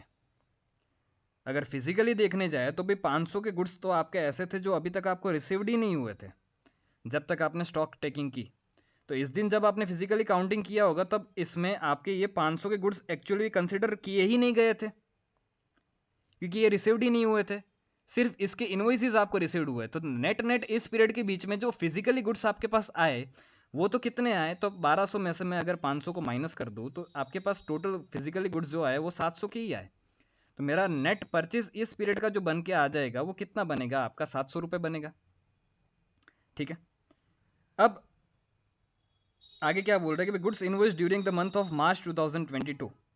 मतलब क्या कि भाई यहाँ पे आपका साल जो है वो खत्म होता है 31 मार्च को। इस दौरान आपने कहीं पे इनवॉइस बना दिया था। ठीक है, कितने का इनवॉइस बना दिया था आपने? 1,000 का। सॉरी, इनवॉइस बना नहीं दिया था। आगे क्या बोल रहे पढ़ते हैं, but goods received only on 4 अप्रैल 2022। मतलब क्या कि भाई आपने एक परचेज किया था, उसका इनवॉइस जो है वो कब बन गया था? बिफोर मार्च। पर वो गुड्स फिजिकली आपके पास जो अवेलेबल था वो कब था? वो आपको 4 अप्रैल को ही अवेलेबल हुआ था। अब एक चीज समझना, मेरे को यहाँ पे पूछा क्या गया है कि भाई फिजिकल स्टॉक आपके पास कितना था 31 मार्च का। तो इस दिन मेरा फिजिकल स्टॉक जो है, क्या 31 मार्च को मेरे को ये 1,000 रुपये का गुड्स जो है वो मिला था क्या? ऑब्वियसली नहीं मिला था, उसकी सिर्फ इनवॉइस मिली थी। अगर मेरे को सिर्फ यहाँ पे पूछते ना कि भाई value of stock find out करके दो, तो मैं इस 1,000 को जो है वो कुछ भी नहीं करता, क्योंकि वो एज ऑन 31 मार्च आपका इंक्लूड होना ही चाहिए था। लेकिन मेरे को बोला क्या गया? मेरे को फिजिकल स्टॉक फाइंड आउट करना है, और वो आपका 1,000 का गुड्स जो है वो फिजिकली आपके पास कब आया? 4 अप्रैल को आया। तो वो इस दिन 31 मार्च को आपके पास नहीं था, तो उसको आपको जो है वो क्या करना पड़ेगा? माइनस करना पड़ेगा, क्योंकि ये आपके पास उस दिन गुड्स अवेलेबल ही नहीं थे। तो ये फिजिकल स्टॉक की काउंटिंग में ये नहीं आएंगे। तो अब सिंपल है, कैलकुलेशन देख लेते हैं। भाई 2.5 लाख से आपने स्टार्ट किया। ठीक है, अब हम सबसे पहले यहाँ पे जब उल्टा जाते तब क्या करते? ऐड बैक करते थे क्या? कॉस्ट ऑफ गुड सोल्ड को अपने ऐड बैक कर देते हैं, तो कॉस्ट ऑफ गुड सोल्ड आप ऐड बैक कर दोगे। तो सेल्स आपने जो किया है 31 मार्च 2022 से लेके इस 9/4 तक, वो आपने 17,200 का किया था। उसमें से आपका ग्रॉस प्रॉफिट जो 25% था वो हमको कहाँ से मिला, तो 33.33% ऑन कॉस्ट है, 1/3 ऑन कॉस्ट, तो 1/4 ऑन सेल्स, मतलब 25%। वो आप माइनस कर दोगे तो आपको नेट COGS मिल जाएगा जो आपको ऐड बैक करना है। अब आपने जो गुड्स आपको मिले ही नहीं है 500 रुपये के, तो नेट परचेज को उसमें जब नेट परचेज आप फाइंड आउट कर रहे हो तब आपको इस 500 को कंसिडर नहीं करना है। तो आपका जो है वो टोटल कितना परचेज होगा इस पीरियड के दौरान, 700 का ही परचेज हुआ, तो आप जो माइनस करोगे वो सिर्फ 700 ही माइनस करोगे। दूसरी बात, 1000 का गुड्स ऐसा था जो आपको इनवॉइस मिल गई थी 31 मार्च को, पर फिजिकल डिलीवरी आपको जो है वो कब हुई, 4 अप्रैल को। तो ऑब्वियसली ये गुड्स भी आपका 31 मार्च को इंक्लूड नहीं हुआ होगा, इसलिए हमें जो है वो अलग से क्या करना पड़ेगा, इस 1000 को भी माइनस करना पड़ेगा। तो ये सब कुछ करने के बाद आपको फिजिकल स्टॉक जो मिल जाएगा 31 मार्च 2022 को 2,61,200। ठीक है, सिंपल। उसके बाद आते हैं क्वेश्चन नंबर 13 पे। क्वेश्चन नंबर 13 एक बार देखते हैं, पहले क्वेश्चन एक बार पढ़ लेते, क्वेश्चन के साथ साथ ही जो है अपने सॉल्यूशन देखते जाएंगे। ये आपका जो है वो थोड़ा बहुत रेक्टिफिकेशन जैसा सम है, भी आपको कुछ चीज़ें रेक्टिफाई करनी है और क्लोजिंग स्टॉक की वैल्यू आपको जो है वापस फाइंड आउट करनी है। ठीक है, देखते जाते हैं। सबसे पहला आपने जो ऑलरेडी कुछ प्रॉफिट फाइंड आउट कर लिया है। आपने प्रॉफिट कितना फाइंड आउट कर लिया है, 6 लाख का प्रॉफिट आपने फाइंड आउट ऑलरेडी कर लिया है। और ये जो प्रॉफिट आप फाइंड आउट कर रहे थे तब आपने ग्रॉस प्रॉफिट पहले फाइंड आउट किया होगा, तो ग्रॉस प्रॉफिट फाइंड आउट करते तब आपने जो क्लोजिंग स्टॉक कंसिडर किया है वो 3,75,000 कंसिडर किया है। अब क्लोजिंग स्टॉक 375 कंसिडर करते टाइम उसके बाद आपने जो है वो 6 लाख का net profit find out already करके रखा है, लेकिन कुछ गलतियां हैं आपके बुक्स ऑफ अकाउंट में जो हमें सुधारनी पड़ेगी। तो 1 बाय 1 सारी गलतियां देखते जाते। सबसे पहले तो ये देख लो कि भाई आपने जो 6 lakh already net profit find out कर लिया है वही आपका ओपनिंग बैलेंस यहाँ पे हो जाएगा 6 लाख का। आगे अपने जो भी गलतियां है उसको चेंज करते जाएंगे। और हमें दूसरा क्या बोला गया है कि हमें as on 31 March revised value of closing stock भी कैलकुलेट करना है, तो वो भी साथ साथ में अपने कर देंगे। ठीक है, सबसे पहला एडजस्टमेंट अगर अपने देखे तो सबसे पहला एडजस्टमेंट आपका जो है वो क्या बोल रहा है कि purchase for the year included ₹15,000 paid for new electric fittings for the shop. भाई आपने इलेक्ट्रिक फिटिंग्स डलवाई है, इलेक्ट्रिक की सारी फिटिंग्स करवाई है, तो वो आपका जो है वो क्या माना जाता है, असेट माना जाता है। तो इसको आप जो है वो यहाँ पे ऐड नहीं कर सकते, पर आपने इसको अभी मान क्या लिया है, अभी आपने इसको परचेज मान लिया है। तो अब एक चीज़ मुझे बताओ, परचेज जो है वो आपको नहीं मानना था, वो आपने मान लिया था, अब परचेज को कम करना पड़ेगा। पर हमारे पास परचेज की तो वैल्यू है नहीं। अगर परचेज कम होता है तो खर्चा कम हुआ आपका, अगर खर्चा कम हुआ तो फिर आपका नेट प्रॉफिट जो है वो क्या होगा, बढ़ेगा। तो हमको इसको जो है वो डेबिट साइड माइनस करने की जगह पे अभी हम क्या कर रहे हैं, इसको 15,000 को क्रेडिट साइड ही लिख दे रहे हैं, इलेक्ट्रिक फिटिंग्स। उसके बाद Hanuman gave away goods valued ₹40,000 as free samples for which no entry was made in the books of account. अब ये चीज़ समझ ला, 40,000 आपने डिस्ट्रीब्यूट किया था एज ए फ्री सैंपल्स। अब इसकी अगर एंट्री देखने जाए तो एंट्री क्या बनती है आपकी, एडवर्टाइजमेंट एक्सपेंस अकाउंट आपका डेबिट हो जाता है, टू क्या होता है, परचेज अकाउंट होता है। तो अगर नेट नेट देखने जाओगे आप तो ये एंट्री आपके 40,000 से होती।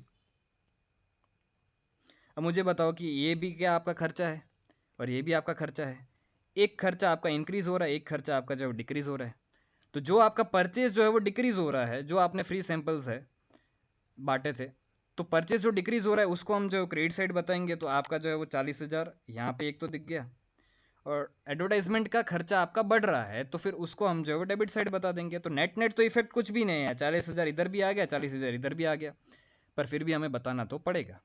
एंट्री इसकी इस तरह से होती है। ठीक है, थर्ड पे आते हैं।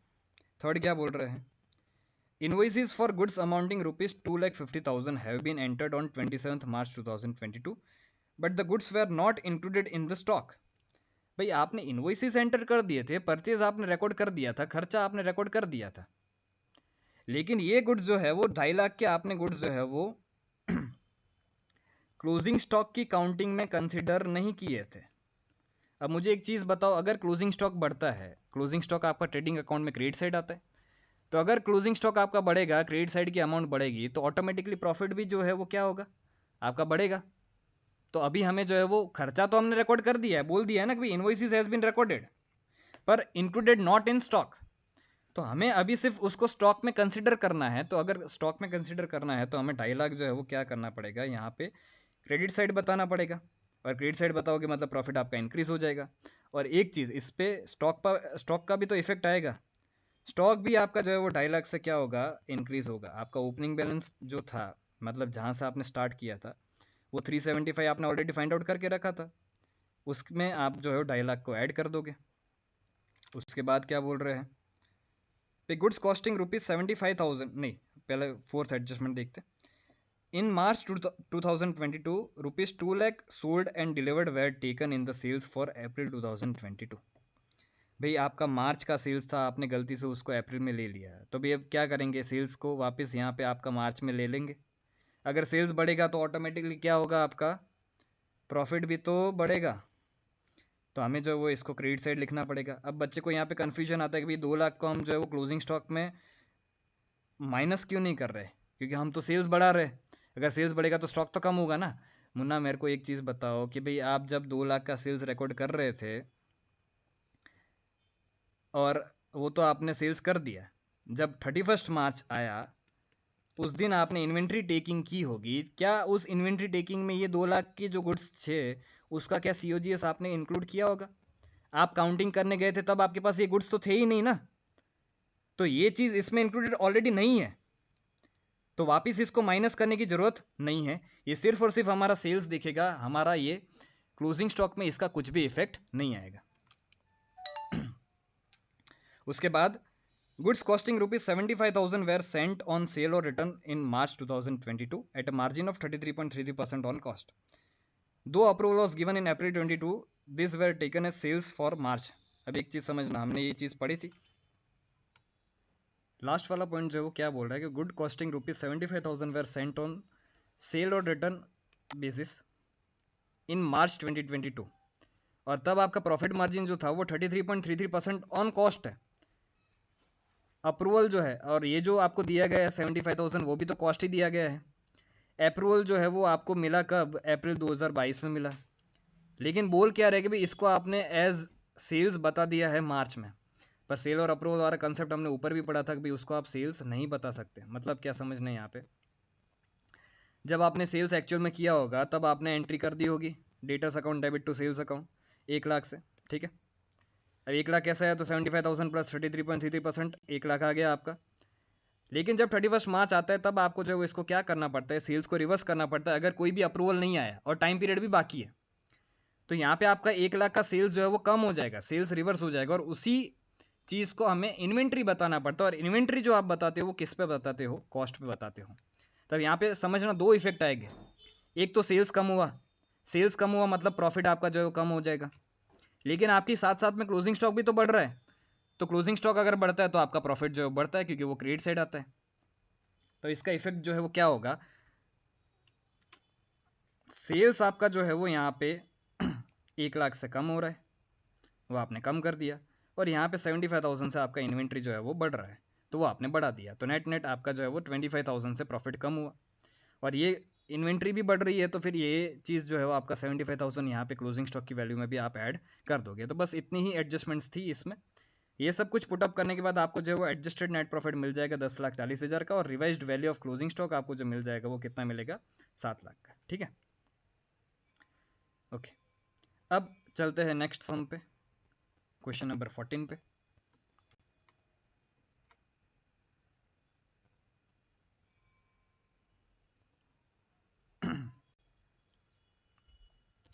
क्वेश्चन नंबर 14 क्या बोल रहा है समझना, physical verification of the stock in A business was done on 23 जून 2022।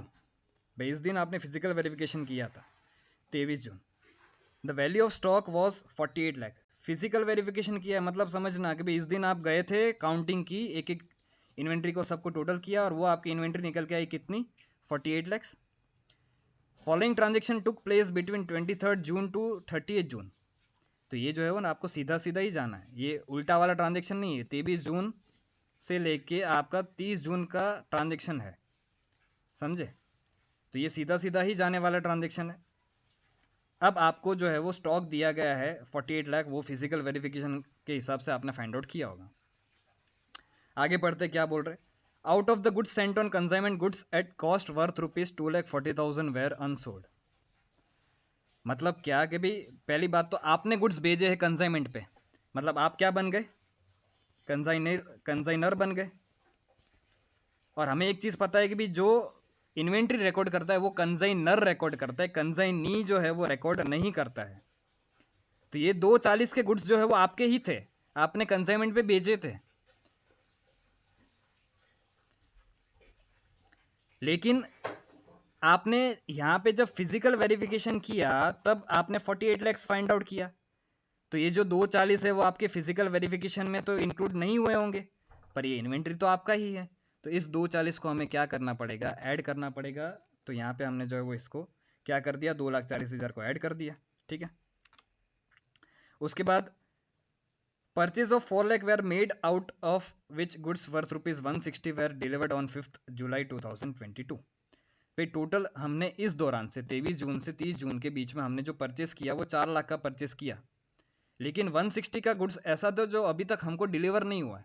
एक चीज़ समझना, अगर मेरे को यहाँ पे फिजिकल स्टॉक पूछा होता ना, तो इस 160 जो मेरे को डिलीवर नहीं हुआ इसको मैं बताता ही नहीं, पर यहाँ पे तो मेरे को सिर्फ क्या पूछा है, वैल्यू ऑफ स्टॉक पूछा है। तो हमें तो इनवॉइस के बेसिस पे ही एंट्री करनी रहती है। तो ये 4 लाख का पूरा पूरा गुड्स जो है वो यहाँ पे आपका क्या हो जाएगा, परचेज हो जाएगा। मतलब यहाँ पे 240 का आपका जो डिलीवर हो चुका है वो, और 160 का जो अभी भी डिलीवर होना बाकी है, मतलब टोटल तो कितना हो गया, 4 लाख। इसको आप साथ में भी बताते तो भी कोई प्रॉब्लम नहीं है। तो इतना आपका परचेज था वो आपने क्या कर दिया, ऐड कर दिया, क्योंकि अब हम सीधा सीधा जा रहे हैं। उसके बाद हमें माइनस करना होता है कॉस्ट ऑफ गुड्स सोल्ड। तो अगर यहाँ पे आप देखोगे तो 13,60,000 का आपका सेल्स हुआ है। अब 13,60,000 के सेल्स में आपको क्या बोला गया है कि भाई इसमें ये 13,60,000 में 3/20 का ऐसा सेल्स इंक्लूडेड है जो आपने भेजा था किस पे, अप्रूवल पे। लेकिन जब ईयर एंड हुआ 30 जून आपका आया, तब तक जो है वो half of this goods were return, मतलब 3/20 में से आधे, मतलब 1,60,000 के गुड्स ऐसे थे जो अभी तक आपको रिटर्न आ चुके हैं। बाकी के जो 160 है उसका हमें कोई भी जवाब नहीं आया था। और अगर कोई भी चीज़ का हमें जवाब नहीं आता है तो उस दिन हम क्या करते हैं कि भाई जब साल ख़त्म होता है तब आप जो सेल्स ऐसा है जो अप्रूवल पे है जिसका जवाब आना बाकी है, ऐसे सेल्स को अपने जो है वो रिवर्स कर देते हैं। तो एक चीज़ समझना, यहाँ पे एक वर्किंग हमने बताई है भाई, 13,60,000 का आपका टोटल सेल्स था, पर इसमें से 160 तो आपका रिटर्न हो गया। अब जो रिटर्न हो गया उसे तो हमें माइनस करना ही करना है, पर साल खत्म हो गया और जिसका अप्रूवल अभी तक हमारे पास नहीं आया था, वैसे गुड्स को भी हम क्या करते हैं, रिवर्स करते हैं। तो जब आप नेट सेल्स फाइंड आउट कर रहे हो तब आपको जो है वो पूरा पूरा 3,20,000 जो है वो क्या करना पड़ेगा, माइनस करना पड़ेगा। ठीक है, तो अब आपका टोटल सेल्स जो है वो कितना निकल के आ गया, 10,40,000 निकल के आ गया। अब यहाँ पे आगे क्या बोल रहे हैं समझना, आपका प्रॉफिट का परसेंटेज जो था वो कॉस्ट प्लस 25% था, तो 25% ऑन कॉस्ट है, तो फिर आपका 1/4 ऑन कॉस्ट, तो 1/5 ऑन सेल्स, मतलब कितना, 20%। ठीक है, आगे क्या बोल रहे हैं कि भी 240 के गुड्स आपके ऐसे थे, ये कॉस्ट है, जिसको आपने बेचा है 1,20,000 में, मतलब लॉस पे बेचा है। तो ये कौन सी आइटम हो गई मेरी, एबनॉर्मल, समझे। तो हमें पता है कि भी एबनॉर्मल गुड्स को हम क्या करते, अलग कर देते। तो अब स्टार्टिंग से हम पूरा देखते वापस। 48 लैक्स की आपकी ओपनिंग इन्वेंट्री थी, ठीक है, जो आपने फिजिकली वेरिफिकेशन में काउंट की थी। उसमें से 240 के कॉस्ट के तो गुड्स आपके ऐसे थे जो एबनॉर्मल है, तो उसको हमने अलग कर दिया, तो बचे कितने, 45,60,000। अब 240 के कंसाइनमेंट वाले गुड्स आपके थे जो आपने फिजिकल काउंटिंग में यहाँ पे कंसिडर नहीं किए थे, पर वो गुड्स तो आपके हैं, स्टॉक तो आपको ही बताना है, तो उसको आप क्या कर दोगे, ऐड कर दोगे। फिर 4 लाख का आपने 6 दिन, ये जो 23 जून से 30 जून का टाइम है 7 दिन का, उसमें आपने ये परचेस किया, तो इन परचेस को हम ऐड कर देंगे। कॉस्ट ऑफ गुड्स सोल्ड को हम माइनस करते हैं, पर कॉस्ट ऑफ गुड्स सोल्ड कैसे माइनस करेंगे, तो सबसे पहले तो हमने एक सेल्स फाइंड आउट किया था 10,40। ये 10,40 सेल्स आपका कैसे आया था वो समझ लेना। 10,40 आपका जो सेल्स आया था वो ये 3,20,000 हमने माइनस कर दिया था, उसका लॉजिक मैंने समझा दिया। वो 320 माइनस करने के बाद आपका सेल्स जो बचता है कितना, 10,40,000 का। पर ये भी पूरा पूरा टोटल सेल्स है। इसमें एबनॉर्मल सेल्स कितना इंक्लूडेड है, 1,20,000 का, और नॉर्मल सेल्स कितना इंक्लूडेड है, 9,20,000 का। इन दोनों को मैंने अलग कर दिया। 9,20,000 पे मैं परसेंटेज अप्लाई कर सकता हूँ। जो परसेंटेज मैंने निकाला था, कितना परसेंटेज हमने निकाला था कि भाई यहाँ पे हमने देखा था 25% ऑन कॉस्ट है, तो फिर 20% ऑन सेल्स। तो यहाँ पे 9,20 में से अगर 20% आप निकालोगे तो 184 होगा। और ये जो 1,20 था ये तो आपकी सेलिंग प्राइस थी। इसका कॉस्ट कितना था, 240। तो इसमें तो आपका क्या हुआ, लॉस हुआ। तो यहाँ पे लॉस को आप प्लस करते हो, प्रॉफिट को आप क्या करते हो, माइनस करते हो। तो ये प्रॉफिट को आपने माइनस किया, लॉस को आपने प्लस किया। अगर नेट नेट इन दोनों का निकालने जाए यहाँ पे अमाउंट, तो वो कितना निकल के आता है, 64,000 निकल के आता है। तो 184 आपका जो है वो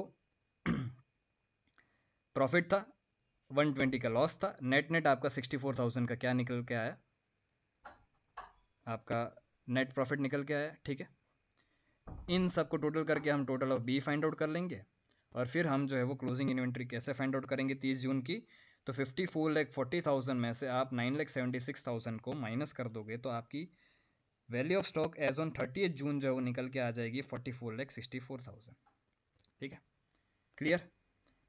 इतना ही था ये सम में। अब चलते हैं लास्ट 2 सम हमारे बच्चे हैं, फिर हमारा ये जो है वो ख़त्म हो जाएगा। क्विकली इसको डिस्कस कर लेते हैं। आते हैं क्वेश्चन नंबर 15 पे। ठीक है, Sky Limited keeps no record but a physical inventory of stock is made at the end of each quarter। बोल क्या रहा है कि भाई वो खुद से कोई स्टॉक रिकॉर्ड मेंटेन नहीं कर रहा है। वो क्या करता है कि भाई फिजिकल इन्वेंट्री काउंट करके लेके आ जाता है at the end of each quarter, and the valuation is taken at the cost. Companies year and on 31 मार्च 2018, साल खत्म हो रहा है हमारा 31 मार्च 2018 को। Their accounts have been prepared to that date. The stock valuation taken on 31st March 2018 was, however, misleading and you have been advised to value the closing stock as at 31st March 2018। उन्होंने कुछ stock find out किया था पर वो गलत था। अब आपको पूछा जा रहा है कि भाई कितना स्टॉक है वो आप फाइंड आउट करके दो। With the stock figure as on 31st December 2017 and some other information is available to you। आपके पास जो इन्फॉर्मेशन दी गई है वो कौन से डेट की दी गई है, 31 दिसंबर 2017 की दी गई है। ठीक है, तो जब तीसरा क्वार्टर आपका एंड हुआ 31 दिसंबर को, तब आपने जो है वो कॉस्ट ऑफ स्टॉक निकाला 31 दिसंबर को। वो कितना निकाला आपने, 80,000 निकाला। अब ये जो है वो 31 दिसंबर का स्टॉक है। और एक चीज़ समझना, ये आपने कोई रिकॉर्ड्स मेंटेन करके नहीं निकाला है। ये आपका फिजिकल काउंटिंग आपने किया था स्टॉक का, उसके हिसाब से आपने जो है वो 80,000 रुपीज़ स्टॉक निकाला था इस दिन जब आप फिजिकल काउंटिंग करने गए थे तब। ठीक है, अब वन बाय वन एडजस्टमेंट्स देखते। ऑन 31 दिसंबर स्टॉक शीट शोर द डिस्क्रिपेंसीज। भाई कुछ स्टॉक शीट में गलतियाँ थी। पहली गलती ये थी कि भाई आपका पेज टोटल 5,000 का था पर उसको आपने जो है वो क्या ले लिया, 6,000 ले लिया। तो भाई 1,000 से आपने जो है वो इन्वेंट्री ज़्यादा बता दी। तो इसका तो सिंपल एडजस्टमेंट होगा कि भाई आप 1,000 को क्या कर दोगे, ओवर कास्टिंग है आपका, तो उसको आप माइनस कर दोगे। तो ये हमारा माइनस हो गया। ठीक है, फिर क्या बोल रहे हैं, total of page had been under cast. आपने कुछ अंडर कास्ट कर दिया है, कितने से, 200 रुपये से। अगर अंडर कास्ट किया मतलब कम बताया तो अब हम उसको क्या कर देंगे, बढ़ा देंगे। तो ये 200 रुपये आपके जो यहाँ पे ऐड हो गए। ठीक है, 200 रुपये आपके ऐड हो गए। उसके बाद ये वाला एडजस्टमेंट अच्छे से समझना, इसका वर्किंग भी मैंने यहाँ पे साइड में बनाया है। Invoice of purchase entered in purchase book during the quarter from January to March 2018 total ₹70,000। Out of this 3,000 related to goods received prior to 31st December and invoices entered in April 2018 relating to goods received in March 2018 total ₹4,000। इसको अच्छे से मैं समझाता हूँ, यहाँ पे समझना।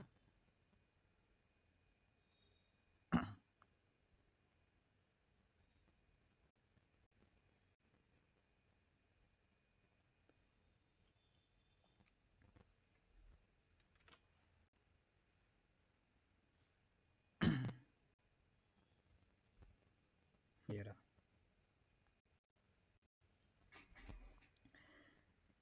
यहाँ पे हमने फिजिकल काउंटिंग की थी स्टॉक की, यहाँ पे एज ऑन 31 दिसंबर 2017। और इस दिन हमने जो फिजिकल काउंटिंग में स्टॉक फाइंड आउट किया था वो 80,000 फाइंड आउट किया था। ठीक है, अब समझना,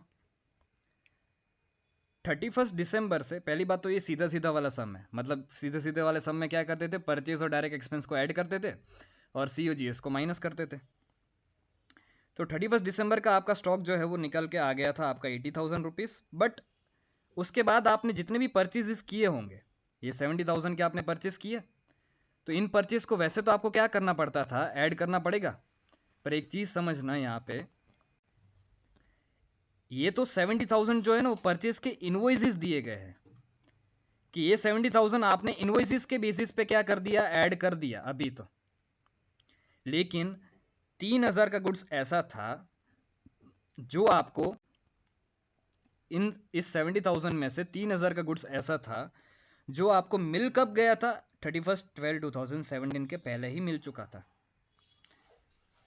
मतलब अगर 31/12/2017 के पहले अगर मेरे को ये 3,000 का गुड्स मिल चुका है, तो वो ऑलरेडी जो है जब मैंने यहाँ पे फिजिकल काउंटिंग की थी, 3,000 की डिलीवरी तो हो चुकी थी ना उस दिन। तो जब यहाँ पे मैंने 80,000 फिजिकल काउंटिंग की थी तब वो इसमें ऑलरेडी इंक्लूडेड है। तो 80,000 में 3,000 ऑलरेडी इंक्लूडेड है, तो वापस इस 70,000 को जब मैं ऐड कर रहा हूँ तो उसमें से मेरे को 3,000 को क्या करना पड़ेगा, निकालना पड़ेगा ना, क्योंकि वो ऑलरेडी इंक्लूडेड है इस दिन 31 दिसंबर में। फिर क्या बोल रहे हैं दूसरा समझना,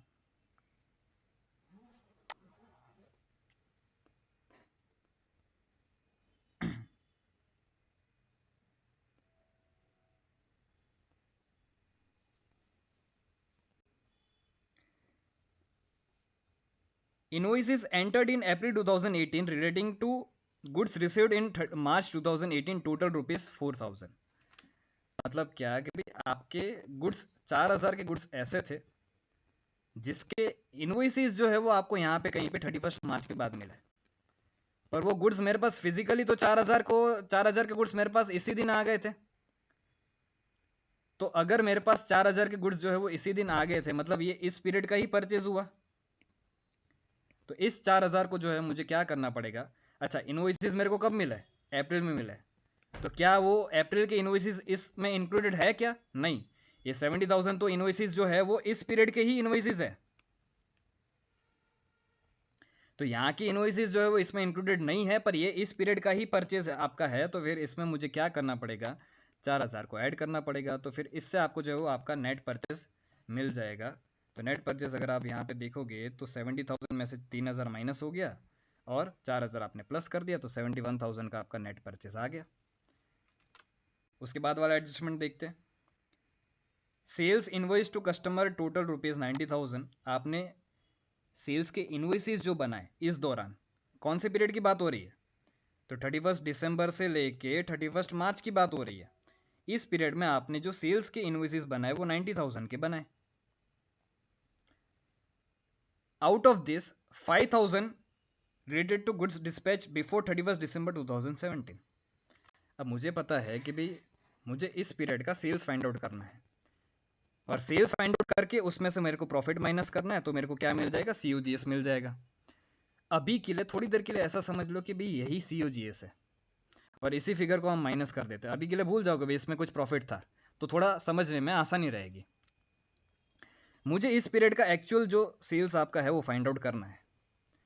अब बोला क्या गया कि भाई 5,000 के गुड्स जो है वो, अभी तो आपने ये इनवॉइसेस बता दिए कि भाई 90,000 के मेरे इस पीरियड के इनवॉइसेस थे, पर इसमें से 5,000 का गुड्स तो ऐसा था आपका जो डिस्पैच आपका हो चुका था इस डेट से पहले, 31 दिसंबर 2017 से पहले ये गुड्स डिस्पैच हो चुका था। तो ये इस पीरियड का तो सेल्स है ही नहीं। हमें बोला गया कि जब आपका सेल्स डिस्पैच हो जाता है तब आप सेल्स बुक में रिकॉर्ड आप कर दोगे। तो जब मैं यहाँ पे फिजिकल काउंटिंग करने गया था तब क्या ये गुड्स मेरे पास इंक्लूडेड था क्या, ये 5,000 का गुड्स तो जो है मैंने क्या कर दिया था, इस डेट से पहले ही बेच दिया था। तो इस डेट के पहले अगर बेच दिया है तो इस दिन ये गुड्स इंक्लूडेड ही नहीं है, तो जो गुड्स इस दिन इंक्लूडेड ही नहीं है उसको मैं यहाँ पे माइनस कैसे करूँगा। COGS को अपने क्या करते हैं, माइनस करते हैं ना। तो इसलिए हमें मेरे को इस पीरियड का नेट सेल्स फाइंड आउट करना है, तो 5,000 को मेरे को यहाँ से क्या करना पड़ेगा, 90,000 में से 5,000 को मेरे को माइनस करना पड़ेगा। ये नेट सेल्स फाइंड आउट करने के लिए 5,000 को माइनस कर रहा हूं, क्योंकि ये इस पीरियड का सेल्स नहीं है, इसलिए सेल्स को हम कम कर रहे हैं, समझे। फिर क्या बोल रहे हैं भी 4,000 का गुड्स ऐसा था आपका जो डिस्पैच हो गया था 31 मार्च 2018 से पहले, लेकिन उसका इनवॉइस जो है वो यहाँ पे बना, और मुझे तो इस पीरियड का सेल्स चाहिए ना। इनवॉइस इस दिन बना, ठीक है, बात बरोबर है, पर यहाँ पे आपने डिस्पैच कर दिया था, तो अगर आपने यहाँ पे डिस्पैच कर दिया था तो ये इस पीरियड का ही सेल्स है आपका, और मुझे इस पीरियड का नेट सेल्स चाहिए, तो मैं क्या कर दूंगा, इसमें ये 4,000 रुपये को ऐड कर दूंगा, ठीक है। तो यहाँ पे जब हम नेट सेल्स फाइंड आउट कर रहे हैं, ये रहा आपका नेट सेल्स, तब 90,000 में से हमने 5,000 को माइनस कर दिया और 4,000 को प्लस कर दिया, तो आपका नेट सेल्स आ गया 89,000। उसमें से आपका जो है वो यहाँ पे बोला गया है कि भाई कुछ सेल्स रिटर्न भी आपका हुआ है 1,000 रुपये का, तो वो सेल्स रिटर्न को आप जो है क्या कर दोगे, माइनस कर दोगे, जिसकी क्रेडिट नोट आपने इशू की थी, और उसमें से प्रॉफिट का परसेंटेज माइनस हो गया, तो आपका COGS आपको मिल गया 70,400। तो आपका क्लोजिंग स्टॉक एज ऑन 31/3/2018 जो है वो निकल के आ गया 79,800। क्लियर। आखिरी सम पे आते हैं, क्वेश्चन नंबर 16 देखते। Raj Limited prepare their accounts financial year ended on 31st March 2019 due to some unavoidable circumstances actual stock has been taken on 10th April 2019। तो ये आपका रिवर्स कैलकुलेशन वाला हो गया। 10 अप्रैल को आपने स्टॉक की काउंटिंग की और उस दिन आपका स्टॉक जो है वो निकल के आ गया कितना, 1,25,000। अब वन बाय वन सारे एडजस्टमेंट्स देखते जाते हैं और साथ साथ में डिस्कस करते जाते हैं कि भाई अगेन ये वही वापस रिपीट बात है कि भाई सेल्स जो है वो डिस्पैच हो जाता है, उसके हिसाब से रिकॉर्ड होता है, और रिटर्न भी जो है गुड्स जब रिसीव्ड बैक होता है तब आपका रिकॉर्ड होता है। परचेज आपका परचेज डे बुक में जब आपको इनवॉइसेस मिलती है तब आपका रिकॉर्ड हो जाता है। अब क्या बोला गया कि भी सेल्स बिटवीन 1 अप्रैल एंड 9 अप्रैल, जो आपका सेल्स था वो 9 दिन के बीच में वो कितना था, 20,000 था। तो हम जो है वो क्या फाइंड आउट करते हैं, इससे COGS फाइंड आउट करते हैं। तो 20,000 तो सेल्स था, तो सेल्स में से अगर आप प्रॉफिट का परसेंटेज जो है वो 25% ऑन कॉस्ट है, तो 20% ऑन सेल्स। तो भाई 20,000 में से 20% आप माइनस कर दो तो आपका नेट सेल्स आ जाएगा कितना, 16,000। सॉरी, नेट सेल्स तो आपका 20,000 ही है, आपका ये क्या आ जाएगा, COGS आ जाएगा। तो COGS को आपने क्या कर दिया, 16,000 को ऐड बैक कर दिया, ठीक है। फ्री सैंपल्स आपने डिस्ट्रीब्यूट किए थे 1 अप्रैल से 9 अप्रैल के बीच में 4,000 के। अब मुझे एक चीज़ बताओ, जब आपने ये 10 अप्रैल को काउंटिंग की होगी तब आपने ये 4,000 को कंसिडर नहीं किया होगा, पर ये 4,000 के गुड्स आपके 31 मार्च को तो थे ही ना। आपने डिस्ट्रीब्यूट कब किए एज ए फ्री सैंपल्स, 1 अप्रैल के बाद। तो ये गुड्स मेरा 31 मार्च को था, तो इसे मुझे क्या करना पड़ेगा, ऐड बैक करना पड़ेगा। तो 4,000 भी आप क्या कर दोगे, ऐड बैक कर दोगे। फिर क्या बोल रहे हैं, आपने परचेस किया है इस दौरान 1 अप्रैल से 9 अप्रैल के बीच में, वो आपने परचेस किया है 10,000 का, पर उसमें से आपके पास 2,000 के गुड्स तो अभी तक रिसीव्ड ही नहीं हुए थे, और वो आपने जो है वो स्टॉक टेकिंग में लिए ही नहीं है। तो नेट इस पीरियड का आपका परचेज अगर देखने जाए तो इस पीरियड का नेट परचेज आपने जो कंसिडर किया है वो 8,000 रुपये का किया है, और परचेज तो हमको पता है हम क्या करते हैं, लेस करते हैं जब आप रिवर्स कैलकुलेशन करते हो तब। तो 8,000 आपका माइनस हो जाएगा। अब ये चीज़ समझना, 20,000 का आपका स्टॉक था। Invoices for the goods purchase amounting ₹20,000 were entered on 20th March, but the goods were not included in stock. मतलब क्या है कि 31 मार्च जब आप फिजिकल काउंटिंग कर रहे थे या जो भी काउंटिंग कर रहे थे उस टाइम आपने ये जो है वो 20,000 के स्टॉक को कंसिडर किया ही नहीं था। अगर यहाँ पे कंसिडर नहीं किया होगा तो ऑब्वियसली जब 9 अप्रैल का टाइम आया होगा तभी भी आपने कंसिडर नहीं किया होगा। पर ये गुड्स तो जो है वो आपका 31 मार्च को होना ही चाहिए था, ठीक है। तो इस गुड्स को मुझे क्या करना, देखो एक चीज समझना, ये जो परचेज है वो ये परचेज आपका 1 अप्रैल से लेके 9 अप्रैल तक का परचेज नहीं है, ये परचेज तो आपका 28 मार्च का है। तो ये गुड्स मेरा 31 मार्च को होना चाहिए था, पर अभी कंसिडर नहीं किया है हमने इसको स्टॉक काउंटिंग में, तो अब हम कर लेंगे। तो ये 20,000 को हम क्या कर देंगे, ऐड बैक कर देंगे। तो इससे आपका जो है वो क्लोजिंग स्टॉक आ जाएगा 1,57,000 एज ऑन 31 मार्च। क्लियर। तो इसी के साथ आपका जो है वो इन्वेंट्री का रिवीजन कंप्लीट होता है। अगर आपको कोई भी डाउट है तो आप कमेंट्स में मेरे को जो है वो पूछ सकते हो। Thank you.